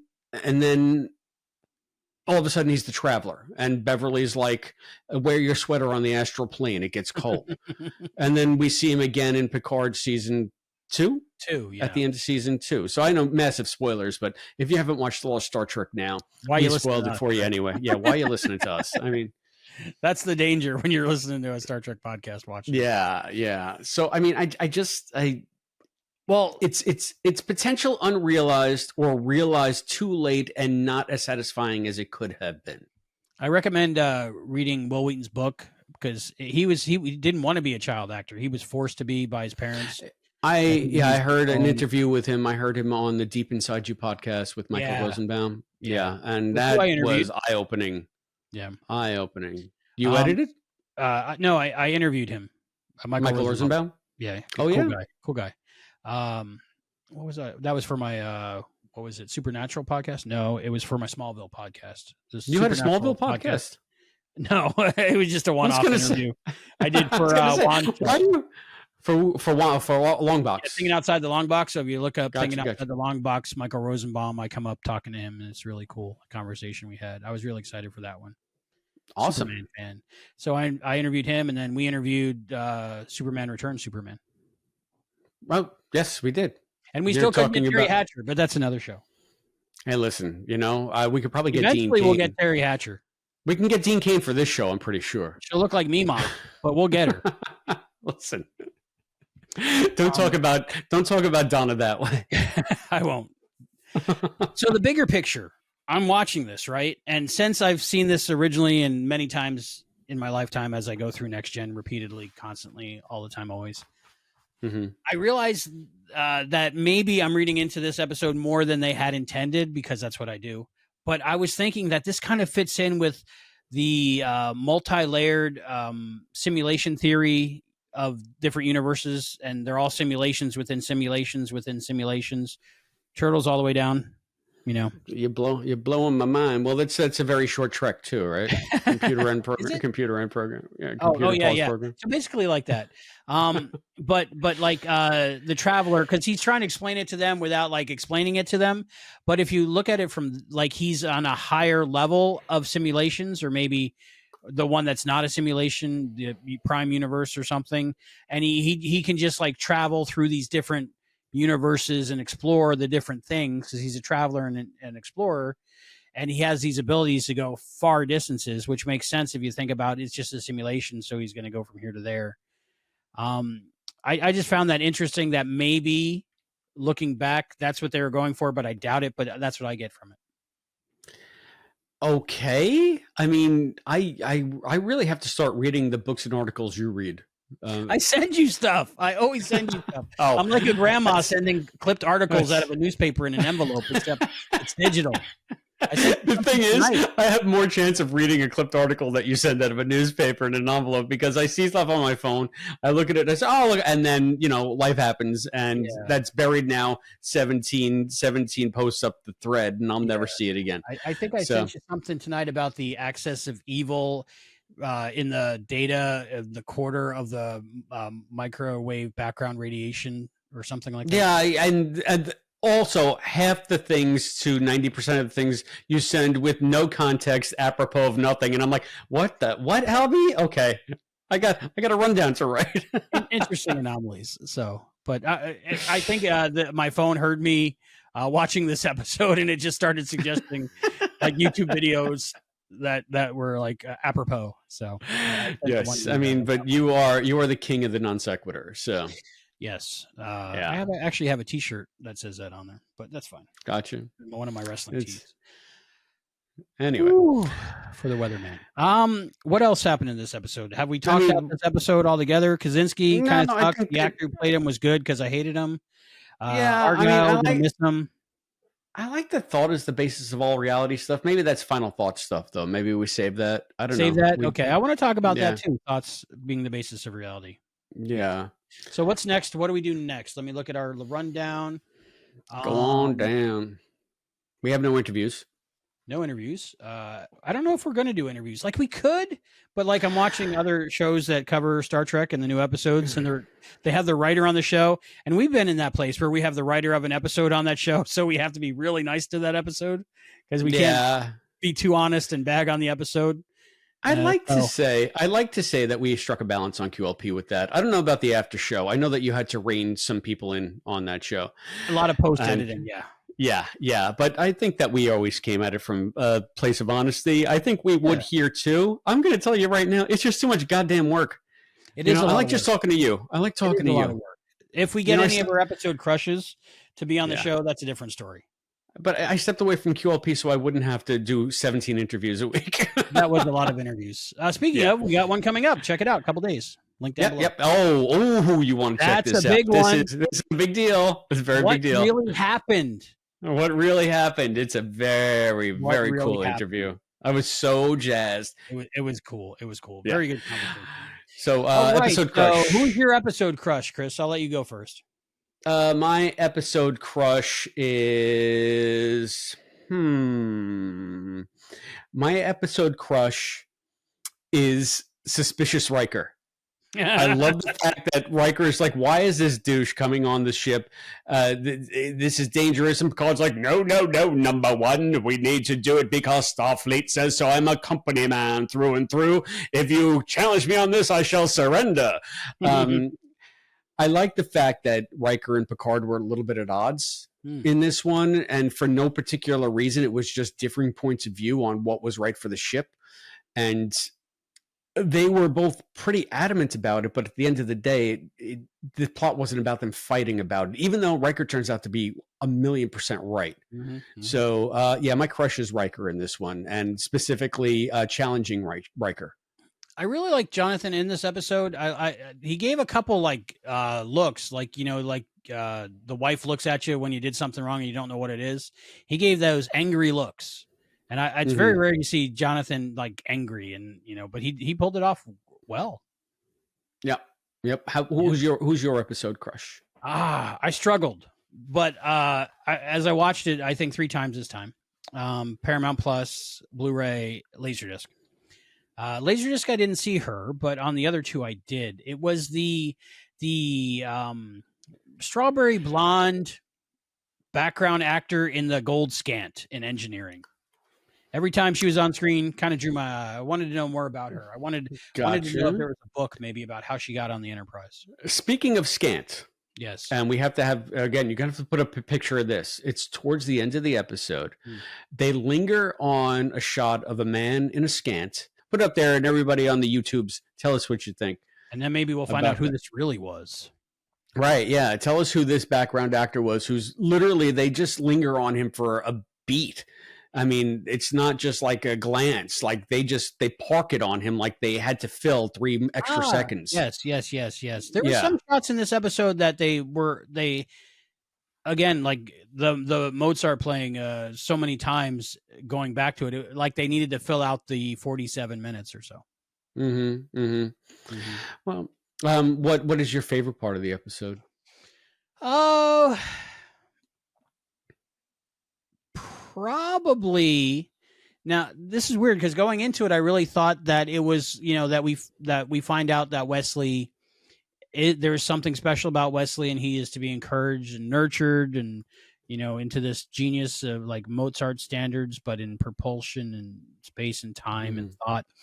But it was actually from Kaczynski, when we have that humanizing moment from Kaczynski, when we see him realize and admit that it's not him, but he thought somehow it was him, and his hopes are kind of dashed, and he really believed it was him. But then when we feel and experience that with him, that no, it's not him, he was just like a stooge. Like that moment for me was really well done by Stanley Camel. Thank you. All 3. Him too. Yeah, I just really like that moment. I thought that was that was cool. That was cool moment. Because they try to give him some kind of grounding. So that was all right. Favorite part, Chris? I really liked it. It's just a split second in the episode, but when I guess the traveler is on the bio bed dying, and Wesley's kind of standing out in the background a little bit, and he's chiming in on some stuff, and Picard says something, and Wes contradicts him or says, "But that's my friend," and Beverly just gives him this look like, "Shut up." And it was just so mad, Mom.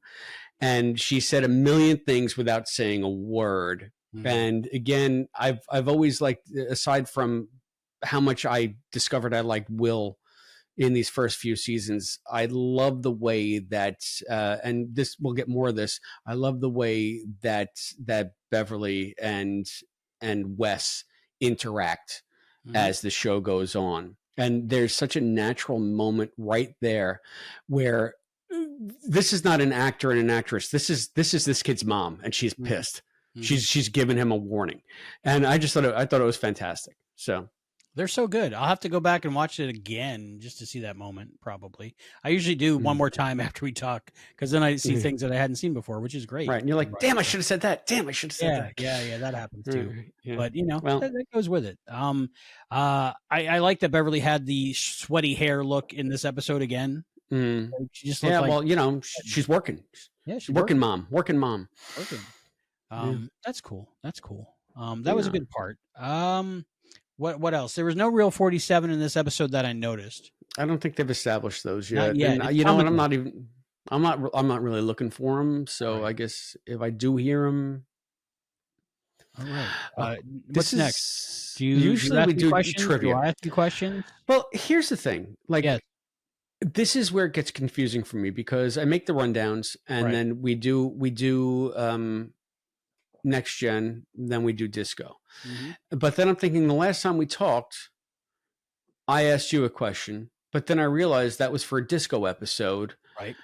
And for anyone not watching the disco episodes, the last time they saw us talk about Star Trek, you asked me a question. Even though I just asked you a question on the last show that we did, the last show in TNG running order that people have watched, you asked me a question. So in my mind, it's your turn to ask me a question. But in YouTube reality or Patreon reality, it's my turn to ask you a question, even though I just did. I've gone cross-eyed. And this is what you sound like to me when you talk about multi-worlds and simulations. And the chances that we're in the prime universe and not in a simulation is billions to one. Okay, well, good. Listen, I don't care. I'm in the Matrix. I'm still happy. Yeah, it doesn't matter. I'll eat the steak. Yeah. It's better than that gray stuff. So here's the thing. So am I asking you a question? You're asking me a question. This show, for the most devoted fans, the people that are going to actually listen to all the shows, watch all the shows we do. So I think we should stay in that continuity. All right, then you ask me a question this time. Yay, okay. Get out your Seen It card. All right. Now watch this all be about where no one has gone before. Right. Pulling out at random. Let me do this on camera. Pulling out at random. Okay. Whom does Q try to recruit for the Continuum in the Next Generation episode Hide and Q? I feel like we had this card already. I would say that would be a certain William T. Riker. William Thaddeus Riker. Correct. Commander Riker. Mm-hmm. Is it Thaddeus? No, it's Tiberius, isn't it? I think it's Tiberius. That's Jimbo. No, Thomas, obviously. Thomas. Obviously. That's Thomas Riker used the middle name. It's obviously Thomas. Okay. That's not a question, though. Not yet. Okay. Mm-hmm. What is William Riker? Oh, God. Middle name. No, I'm just kidding. How does Lieutenant Commander Worf join the action in the motion picture First Contact, even though he is stationed on Deep Space Nine? I just watched this. Awesome. He was captaining the Defiant against the Borg cube at the Battle of Wolf 359. The Defiant got disabled. He was going to ram it into the Borg cube, but I think they were losing life support. So they beamed the ship into the hangar bay, and they beamed the survivors or the whole crew onto the E.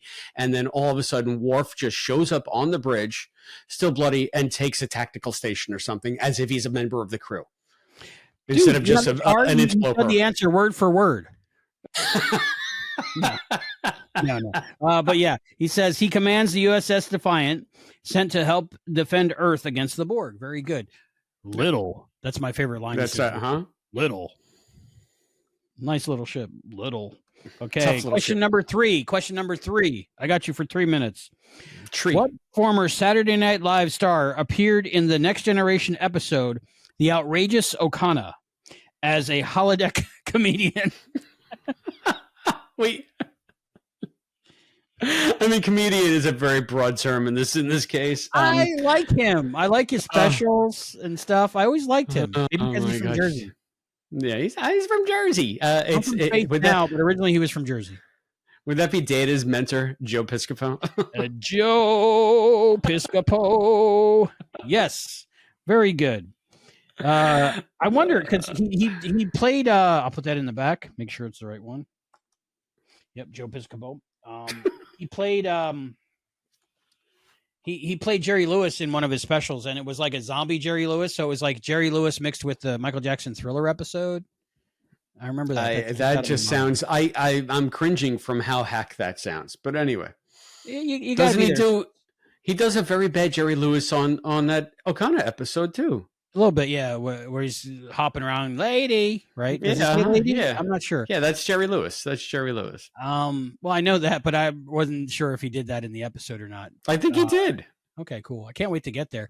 But yeah, I like Episcopo. Maybe we'll get you Episcopo for the show. That's an interview I do. Okay. Speaking of, I just got 2 tickets to see Pauly Shore next week. 2 weeks? Why? Why do you hate yourself? I don't. I like Pauly Shore. I like his movies like Biodome and what was it? Encino Man, things like that. Son-in-Law. Yeah, we'll never have to fight over Pauly Shore. Yeah, I shut up. Yeah, but he's coming to a town. He's coming to a town close to my town. So I'm going to beam down from the space station and go to the comedy show and hopefully get a Laserdisc sign. I have 2 tickets, but I don't get the difference. You're saying these words, but Rebecca said she doesn't know if she can make it or not, so I got to find somebody to use the other ticket with. Otherwise, I got to buy 4 drinks and 2 steaks while I'm there. Well, I can do that. I mean, come on, 4 drinks ain't nothing. And two steaks. How do I get home? I'll take a lift. That'll be fine. Yeah, you just put the steak. You bring a bag. You put it in your pocket. Oh yeah, put the other one to go. That's a good idea. I like that one. So I'm excited to see Pauly Shore. Cool. Well, this is where we usually do Trek and Tell, and I know that we have actually a special Trek and Tell for this episode. I don't know what it is, but I have a previous Trek and Tell though. Okay, I have do that one then. Because this episode was written. It was written by one of my very favorite Star Trek authors. I've mentioned Diane Duane. Is that the same person? I wondered about that. Diane Duane. So this was The Wounded Sky. This was my very first favorite Star Trek novel by Diane Duane. Yes. It's like one of the characters is like a glass spider. It's a really cool one. Ooh. And this was another one of my favorites. It's called Doctor's Orders. I love the cover art on this one. Check out beautiful, aren't they? Aren't they? Yeah. The cover art is just phenomenal on this. And the premise of this one is that Kirk, as a lark, leaves McCoy in charge of the Enterprise. He's like, Bones, you have the con. And then, of course, mayhem ensues. And Dr. McCoy is actually in charge of the Enterprise during a crisis. So that's why it's called Doctor's Orders. I thought it was a very unique concept. And I remember absolutely loving Wounded Sky when I read it and greatly enjoying Doctor's Orders. So I would recommend if you want to do more extended universe stuff, more, memory beta kind of stuff, you could do a lot worse than reading any of Diane Duane's Star Trek books, no matter what you think of this episode. I wonder how that worked. But she probably came up with the story and then somebody else typed it up or something. I don't know. No, that's how William Shatner. There was chaos. Glass Spider. That reminds me. Did you ever read Hail Mary? I think I sent it to you, right? I think you did. Hail Mary is your story. Andy Weir. Oh no, Andy Weir. Hail Mary. Is that the one on the moon? No, that's Artemis. I sent you that. Okay, no, I got about 2/3 of the way through Artemis, and then I crapped out on it, and I haven't gone back, and I haven't gotten to Hail Mary yet because, as you've seen the last time you're here, every one of my books are in boxes. Pull out Hail Mary for real. Okay, it's a great book. Highly recommend. Okay. Yeah, highly recommend. I guess of course I recommend it. I sent it to you. I was going to say, you just sent it to me. When I enjoy a book, I go, I know a guy who likes books, so I send you books. Hey, this guy likes books. So you look at the stoop and you're like, another book from Albie. Right. Here's what I got on the stoop last time. I'm covering my address like Albie told me to. All right. Yes. Because we're in Ultra HD. I got really lucky here. I'll go first. We're going to do an unboxing because kids like that. I got really lucky today. I don't know what this is. I had a shipment from Amazon come in. It was saffron extract supplements, right? But it had like a 1/2 inch thick of labels on it, right? And they were like all blank except for the top one that got it here. So I think like it was like the end of the roll and they just stuck it on to get rid of it. You know how like sometimes you open a box and there's like weird packing stuff they're just trying to get rid of? Okay, sure. Like that's their garbage at the Amazon packing facility. Right, and just put it in the box and you're like, "Why? I didn't order a comb. Why do I have a comb with my hard drive?" You know, they're just trying to get rid of it. Or half egg salad sandwich. weird That's stuff. not a styrofoam peanut. Right. That's a real peanut. But I had a whole bunch of these labels, so this way it'll cover my address. So, Okay, but cool. I forgot to bring out my utility knife that I use to open these. I'm using a pen right now. So, well, don't open yours yet. Okay. Sorry. You're okay. So this is what I got. Hopefully, it's the right thing, and it's not that unmarked package. I gotta Whoa, expand. that's a lot bigger than I thought it was. That's Wait what a they minute. Dun, dun, dun, dun, dun, dun, dun, dun. Ba, ba, ba, bum, bum, bum, bum, bum. I'll have you know that in this house, Yes. the theme to DS9 is most often sung Penelope, Penelope, Penelope, Penelope. That Now I is, won't what is be that? able to unsing that. I do Is that same that, thing for original series, but I don't do like the lyrics that Nichelle sang that one time. I just do as Mr. Spock. Like I read the credits, you know. So this is what I got delivered. So Star yeah, Trek explain DS9, that. the Explain complete that series on to the DVD. people listening. The complete series on DVD. Yes, I'm so stoked. That's very fat. Yes, it's But it's a fat. lot. It's a lot less real estate physically than I would assume that a complete series on DVD would be. Yeah, it's many discs. See, because I have a few of the seasons, I believe the separate seasons that look like isolinear chips. But I don't have the complete series. So I just went for this one night. You know, it's that whole thing. What is that called? Like retail therapy? I guess, yeah. 133 hours. So that means we'll be talking about it for 266 hours at least. And how many DVDs? 1,047,000. Ah, 48. damn it! They were so close. The original set came out with 47, but I think this has a bonus disc. And from the direct, there was 47 and there's 48. And from the description of this is Amazon Prime special. Like it was on sale a little bit. Aren't they always? But I couldn't tell if it was the 47 or 48. So I thought I was like saving a lot of money, but I wasn't going to get the 48th disc. But it looks like I got the 48th disc. Good for Let me you. know what's on the 48th disc. Comments down below. So that's my Trek and Tell. We're going to be doing Deep Space Nine soon, right? I hope so. I hope so. That's Battle what I'm Level here for. 359 right there. So this is mine. I don't know what's in here. I have no idea what. It was on your stoop. I found it on my stoop, so do I have to lift this up so you can see me? I think so. Just don't show you Is that address. Is that how this works? Yeah, because that I'll have to blur it later. You can fix it in post. I'll fix it in post. Yeah, I didn't bring a scissor either, so. Yeah, I have this really cool yellow knife, just like a carpet knife, retractable. Yeah, all my stuff's down in the garage. That I do my garage. But I forgot to do my radios. Lovely radios. Hang on, watch this. The pen is mightier than the knife. There we go. Okay. All right. Now, let's see what I have here. I'm going to show it to the camera before I even show it to myself. Okay. Yay, it's tissue paper. Wait, something's wrapped in the tissue paper. Oh, it's not just tissue paper. Might be a comb. Yeah, everything's in the tissue paper. Uh-oh. Dun, dun, dun. Tell me. Ensign Lynch!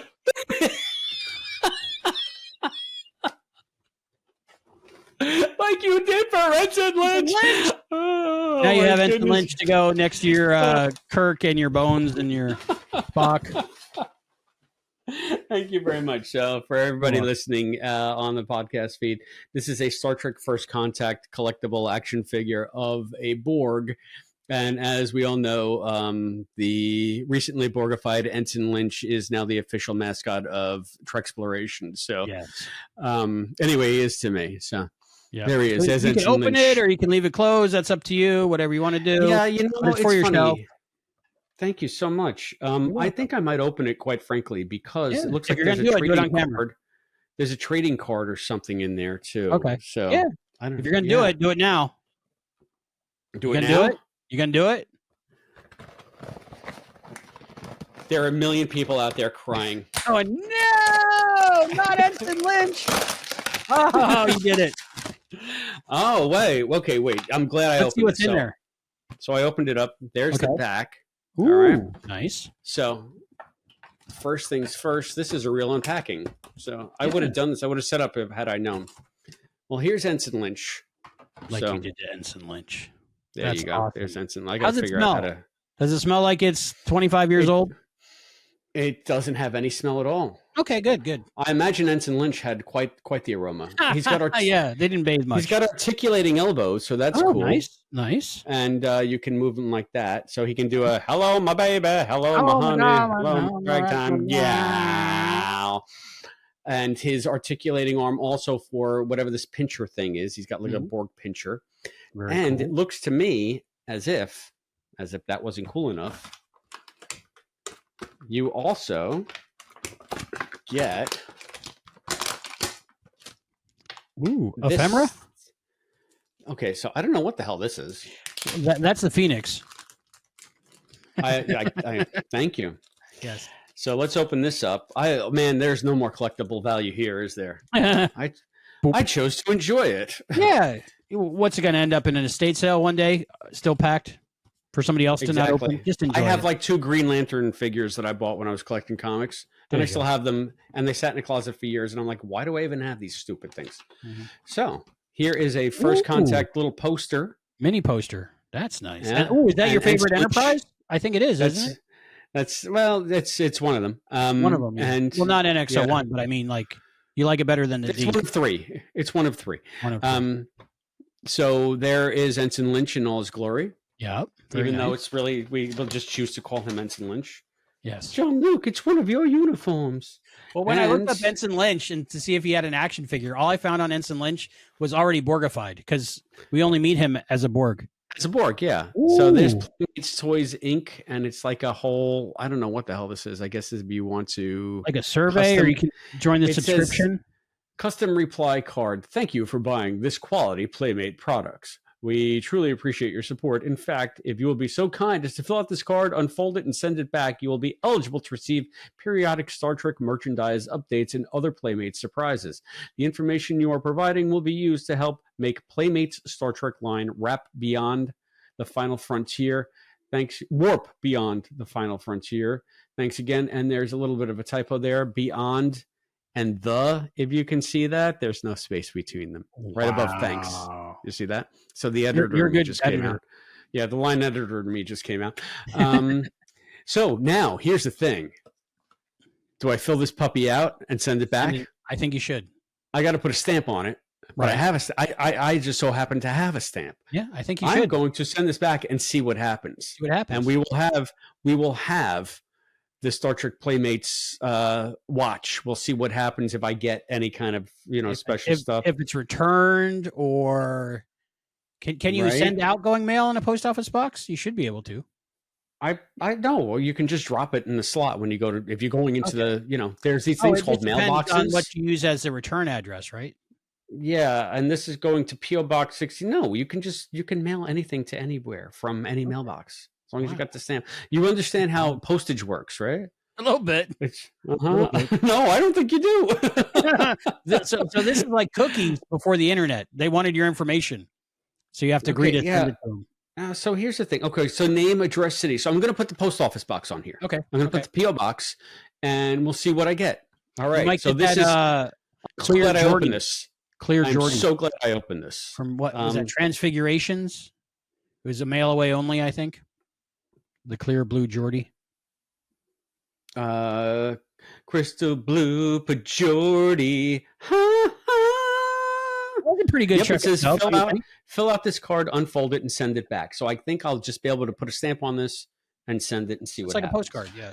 Postcard stamps are different for 15 cents instead of 28. I don't do stamps, so I don't know what they are now. $1.50. So we have our Ensign Lynch. I'm going to put him on the microphone just so that he's got a home. Wow, that's a good idea. See if you can attach him full time. Right, so Diane Duane, I'm going to read those couple books you suggested. I might wait. There's a couple more accessories in here. I'm not done.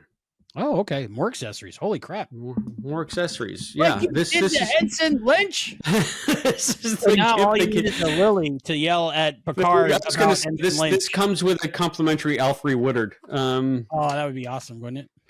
Okay, so apparently there is also looks like some kind of Borg.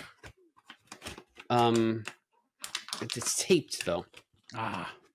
Borg accessories. So it says apparently it is a Borg scanner, a surgical crafting tool. Okay. And the exclusive movie mini poster, which we just saw, and the bonus Borg action base. So I'm thinking that there's the base to help him stand up. This is the scanner and the mini tool are in there. I have to take them out, and there's everything that's there. Is this individually numbered? Like, is there a number printed on his foot or something? Hang on a second. And wait, we have one more thing that is actually pretty cool. That's the base. That's the Borg base. That Ensign Lynch I got a couple of those floating around. So yeah, I've never seen. But that's a really cool logo. I had my first laptop. The Borg had like a logo that looks like a hand. My first laptop. Somebody I know with a Cricket made me that Borg symbol, exact Borg symbol, because it was a black and red Beats laptop, and so I got a black and red Borg symbol for it. So yeah, and look, I ripped the plastic and everything. There again, collectors. Does that smell like anything? Or well, no, this is so oddly odorless. It's not like the 70s toys. What? So how am I supposed to? Okay, so there's a hole in the foot. Oh, so yeah, there's a hole in the foot. Yeah, is there a number on the foot? And sometimes there's a serial number on the foot. Okay. Is there a serial number on the foot? God, this is like adding 2 hours onto the podcast. The serial number on the foot. I can't make it out because my eyes Retinox don't work so good. So this has always been my trick. Take your phone, take a picture of it, and then enlarge the picture. I do that. So when I'm at the strip club. And there's Albie. Let's make sure that we're. So instead of carrying glasses, you just take a picture of something and zoom in on it. Yeah. Sometimes when I'm looking at my wheat pennies, that's how I get the year. There's an app that can identify the pennies. All right. I don't know that I'm going to get this as clear. Like this is really yeah, that's blurry. Oh, that's shit. Do you have a magnifying glass? Electron microscope? And I think I left my glasses downstairs, but my glasses are for distance anyway. So. Oh, so that wouldn't really help. Yeah. Maybe hold it really close to the camera and I can read it. Good idea. No, it's still blurry. Still blurry. A little bit back further. A little bit back. A little bit back. A little bit back. See? You got that giant screen. Is it a barcode? Maybe it's a barcode. I can't see. There are numbers there. All right. Anyway, this is that'll be an ongoing mystery. Ensign Lynch's numbers. I'll get it. Wait, it looks like it's. God damn it! OU812. Right. Thank you. One of the greatest Van Halen albums ever. Yeah. 867. 8675 3099. So we have the action base, but why are you so hopped up on the number? Number? People are going to want to know. People are really going to want to know because now that's out of circulation because it's been opened. Well, I got assistant number and stock number if that helps. Oh, cool. 16100 Right. So the asset number is 16100. The stock number is 16108. And the foot number and my sleep number is What is your sleep number? My sleep number is a friend's couch. Wow. Nope, can't see it. I see his crotch though. I think the way the lens works is it has to be at least like 6 inches away. Oh, I think that's up. We got it. Take a screenshot. There's a 9 in it and a 3. I'll look at it later and put it on the screen in big. Okay. So that's the number, folks. Put that in post. We'll fix it in post. Like you did to Ensign Lynch, you tattooed a number on his foot. There we go. We got Ensign Lynch. Ensign Lynch. Eventually, I want you to recreate the whole scene with dead Ensign Lynch and Picard all mad and top with a Tommy gun and then. Yeah, I got to get a Dixon Hill Picard action figure. Do they have that? They got everything. Oh, the Dixon Hill Beverly action figure. I love that one. Just saying. They were so totally going to bone in that episode, and Data cock blocks them like totally. Tremendously. Had that happen in real life, but that's for another episode. Yeah, that's coming up soon too. That's what Beverly said. Beverly said. So thank you, Albie. This is fantastic. I love having Ensign Lynch. Yeah, my he's not gonna. We needed a mascot. He's gonna hang out with Kirk Unit and Spock Unit. Spock. Yep. My TMP action figures. Thank you. My friend Darren gave me these when I was a kid. I've had these since like high school, middle school, really. I think. How do those smell? Again, you're obsessed like nothing. Nothing. Okay. Is it possible you just have COVID? You know, it's funny. I opened Ensign Lynch. I will not open Frasier. Mm-hmm. I will not open Martin. I will not open Niles. If you open the Funkos, they're just a dude.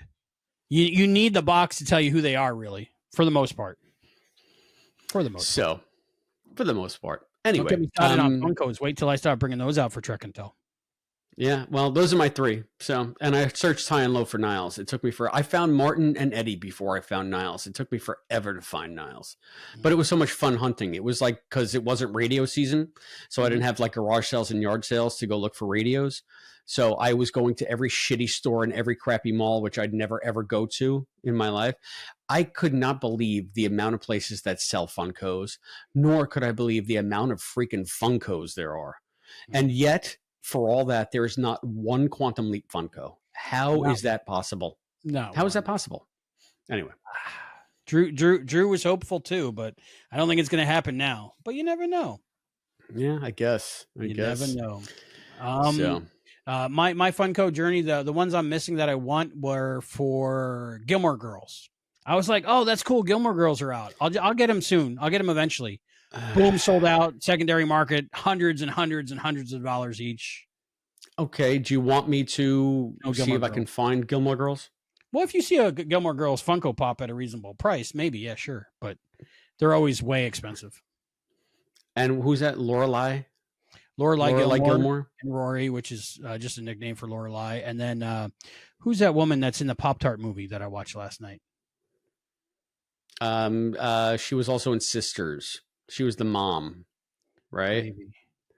I don't know. Celia Ward. She's in Mike and Molly. She's a very famous actress now.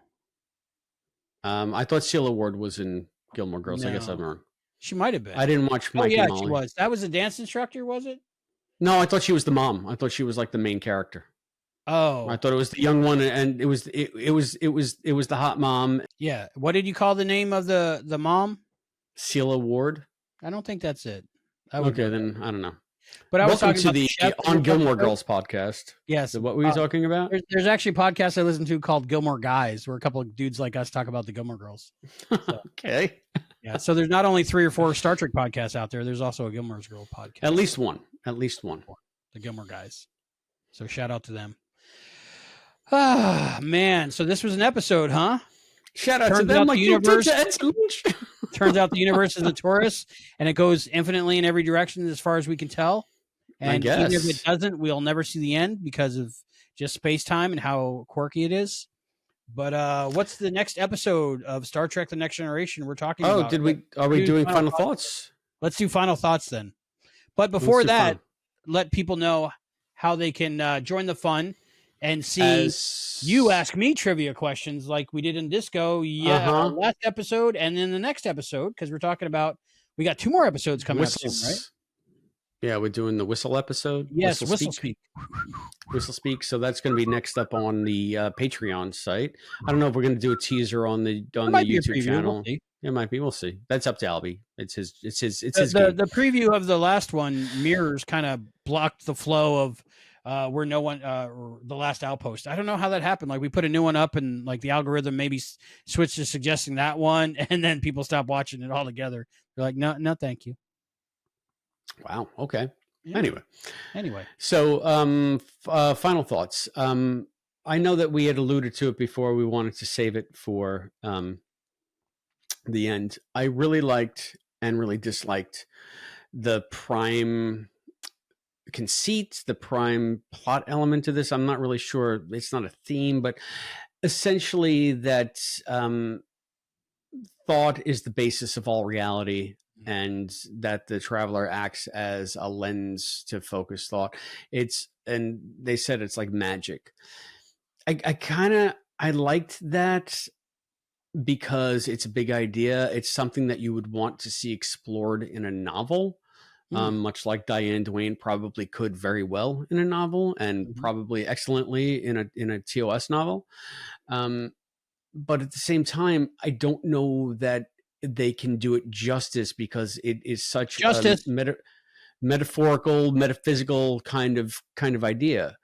So to execute it faithfully and believably and compellingly in a 47-minute TV show that's got almost no budget at this point, with just some dude playing a violin and some chick dancing about, ballerina dance, doing a plie or whatever. Ballerina. It takes what could be a grand idea and makes it completely fall flat and seem a little bit trite.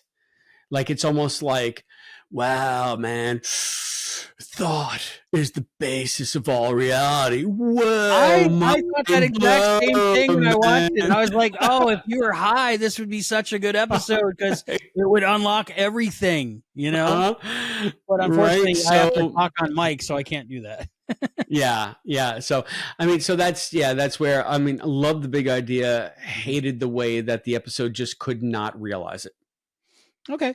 I think this episode was greater than the sum of its parts, because when you look at each part, they're not that great, but I like the overall feel of it. I did like the ballerina. I might even change my crush, but I think it's too late. No, I'll stick with the engineering. It's too late, Albie, now it's too late. I like the things that it introduced to the canon of Star Trek, the Traveler. I think we get to see the Traveler one more time, if I'm not mistaken. Doesn't he show up when Wesley turns into the troubled teen? Not sure if that's when it happens or not. Anyway, and then Wesley is the Traveler at some point. Yeah, and then he becomes the Traveler, a Traveler. And then Blues Traveler does a concert at 10 Forward.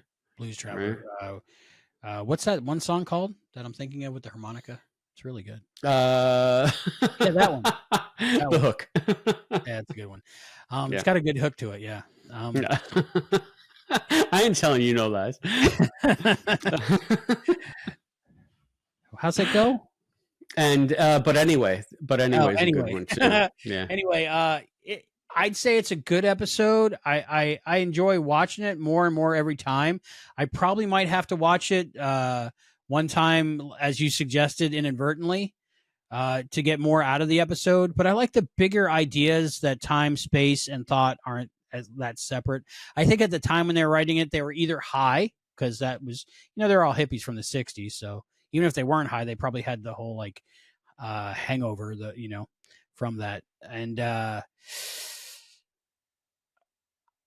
think, like I was saying earlier, with the different dimensions and the simulations and thought, and, there is something to thought. I don't know the scientific thing, but, like you're thinking of somebody or something, and then you get a text from them, or you get a phone call from them, and you're like, how did that happen? Or we talk about like certain Star Trek episodes, and then we pull a card from the Seen It thing, and it's exactly what we just talked about, like that. You mean? So these are like small examples of, things that are, taken to an extreme in this one. So maybe the physics are the same, but that further out, maybe the universe hasn't matured enough, or where it's just different. So it is possible, but I think there's something to that. I'm sure there's a scientific explanation, because as we know, nothing unreal exists. But it's that whole, a woman is making a chicken salad sandwich, and 3 states away, her mother's making an egg salad sandwich. Coincidence? We don't know. I think not. Thank you. I have those Time Life books too. Yeah. But I think there's something to thought, and I think there's something to certain individuals figuring out the game, and that all of existence is a game and how to beat it, because you see people like Snoop Dogg where, yeah, he's talented and he's done a lot of cool things, but he's also like done everything that he's ever wanted to do. He's cooked with Martha Stewart, and he's done muscle pose downs at WrestleMania with Hulk Hogan, and he's been given diplomas by universities and all different things. Like he's doing the side quests now, right? So I think there's certain people out there that's figured out that all of this is not real and it's a game. So I think the Traveler is just one of those people. All right. I mean, sure. You kind of lost me halfway through Snoop Dogg. I swear I didn't. And you're saying just a game. Now I'm thinking of Hold On by Triumph or Magic Power. It's not just a game at all. It's a song inside your soul. Don't get me started on Triumph. I'll sing for the rest of the night. Don't get me started. He's a dog that's a comedian. Yeah. He holds a cigar in his mouth and he interviews people. So, all right. So, rating. All right. Oh, you got to give me ratings. What's your rating on this? It is 2.5 moldering Beverly mom glares out of 5. Ooh, I like it. I'm going to give it 3.5 Mimas. Okay, Mimons. I swear that's did I say moldering? I think I meant smoldering. What if his grandmother and mother have the same first name? It's the same character. It's really? A continuity glitch. It's okay. They just don't care. We got to figure this out, though. Again, it's how Jean-Luc would have imagined she would have aged at that point in his life. All right. Well, that's the way it works for me. That makes the episode much more sad. Well, you're the one that needs to figure it out. Drama everywhere between the gangs that were chasing Tasha and the dead mother. Sad face. Yeah, I mean, not all thoughts, not all things that you dwell on or ballet fantasies. Behind the brick again, and how could he put the key behind the brick? We'll get there. It's all part of my ballet fantasies. What are the next episodes we're talking about, Mr. Christopher D. Philippus? We're talking next time on Star Trek: The Next Generation. Are we doing Next Gen, or we're talking about Disco? Treksplorers. Next time. Next time on Treksploration, we are talking about the Next Generation episode "Lonely Among Us," season 1, episode 7. And as What's far as I don't even remember. Lonely Among Us. Is that the one with ugly bags of mostly water? Oh, I hope not. That was an awful episode. And because it's season 1 and it's utterly forgettable for the most part. Yeah, I'm going to go with ugly bags of mostly water. No, that's home soil, isn't it? I don't know. Okay. Stop asking me. Lonely Among Us. Maybe it's one where they go to the far distant reaches of the galaxy where nobody's gone before. Right, and it's the face. It's the funny clutch cargo face. Nagilum. That wasn't Richard Mulligan, but it's got Barkley in it. Yep, that's it. Hava Nagila Haven. So I'll be watching that tonight. All right. And for those of you on our Patreon feed, we are going to be speaking about the 6th episode of Disco, Whistle Pig. Right. Season 5, Whistle Speak. Whistle Speak. Whistle Pig is awry. Whistle Speak is an episode of Disco. So, and here's a sneak preview of what I think of Whistle Speak. I fell asleep halfway through it last night. So give it another try. Give it another try. Yeah, do it while you're awake. I will. Yeah. I gotta get a good night's sleep and then try to watch this stuff. Yeah, there you go. And then we'll meet up here again and we'll talk about Disco. I can't wait to talk about how Michael is right again on Disco. You never know. You never know. This episode may surprise you. I don't want to give too much away. All right then. All right. I mean, from what I saw, she's making some pretty bold moves, and I'm waiting for her to justify. This is like Kirk level stuff she's doing here. But have you ever seen the movie Meatballs? I think so. Bill Murray? Summer.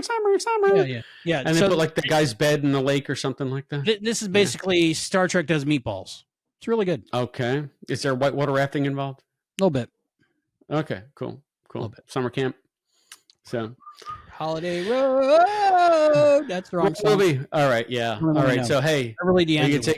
can take us out or what? We've only been I talking. For will. about I think 7 that's all of it. For hours next now. time, join us on Treksploration for Lonely Among Us and Whistle Speak. And make sure you, how can people join? How can people see all the episodes of Treksploration, Chris? Patreon.com/Treksplorers. Go there, check it out. Check it out. For pennies a day, you can enjoy us talk for hours and hours and hours and hours about Star Trek. Totally worth it. Totes worth it. Okay, so for Treksploration, I'm Albie. And I am Chris. And we'll see you next time. With Ensign Lynch.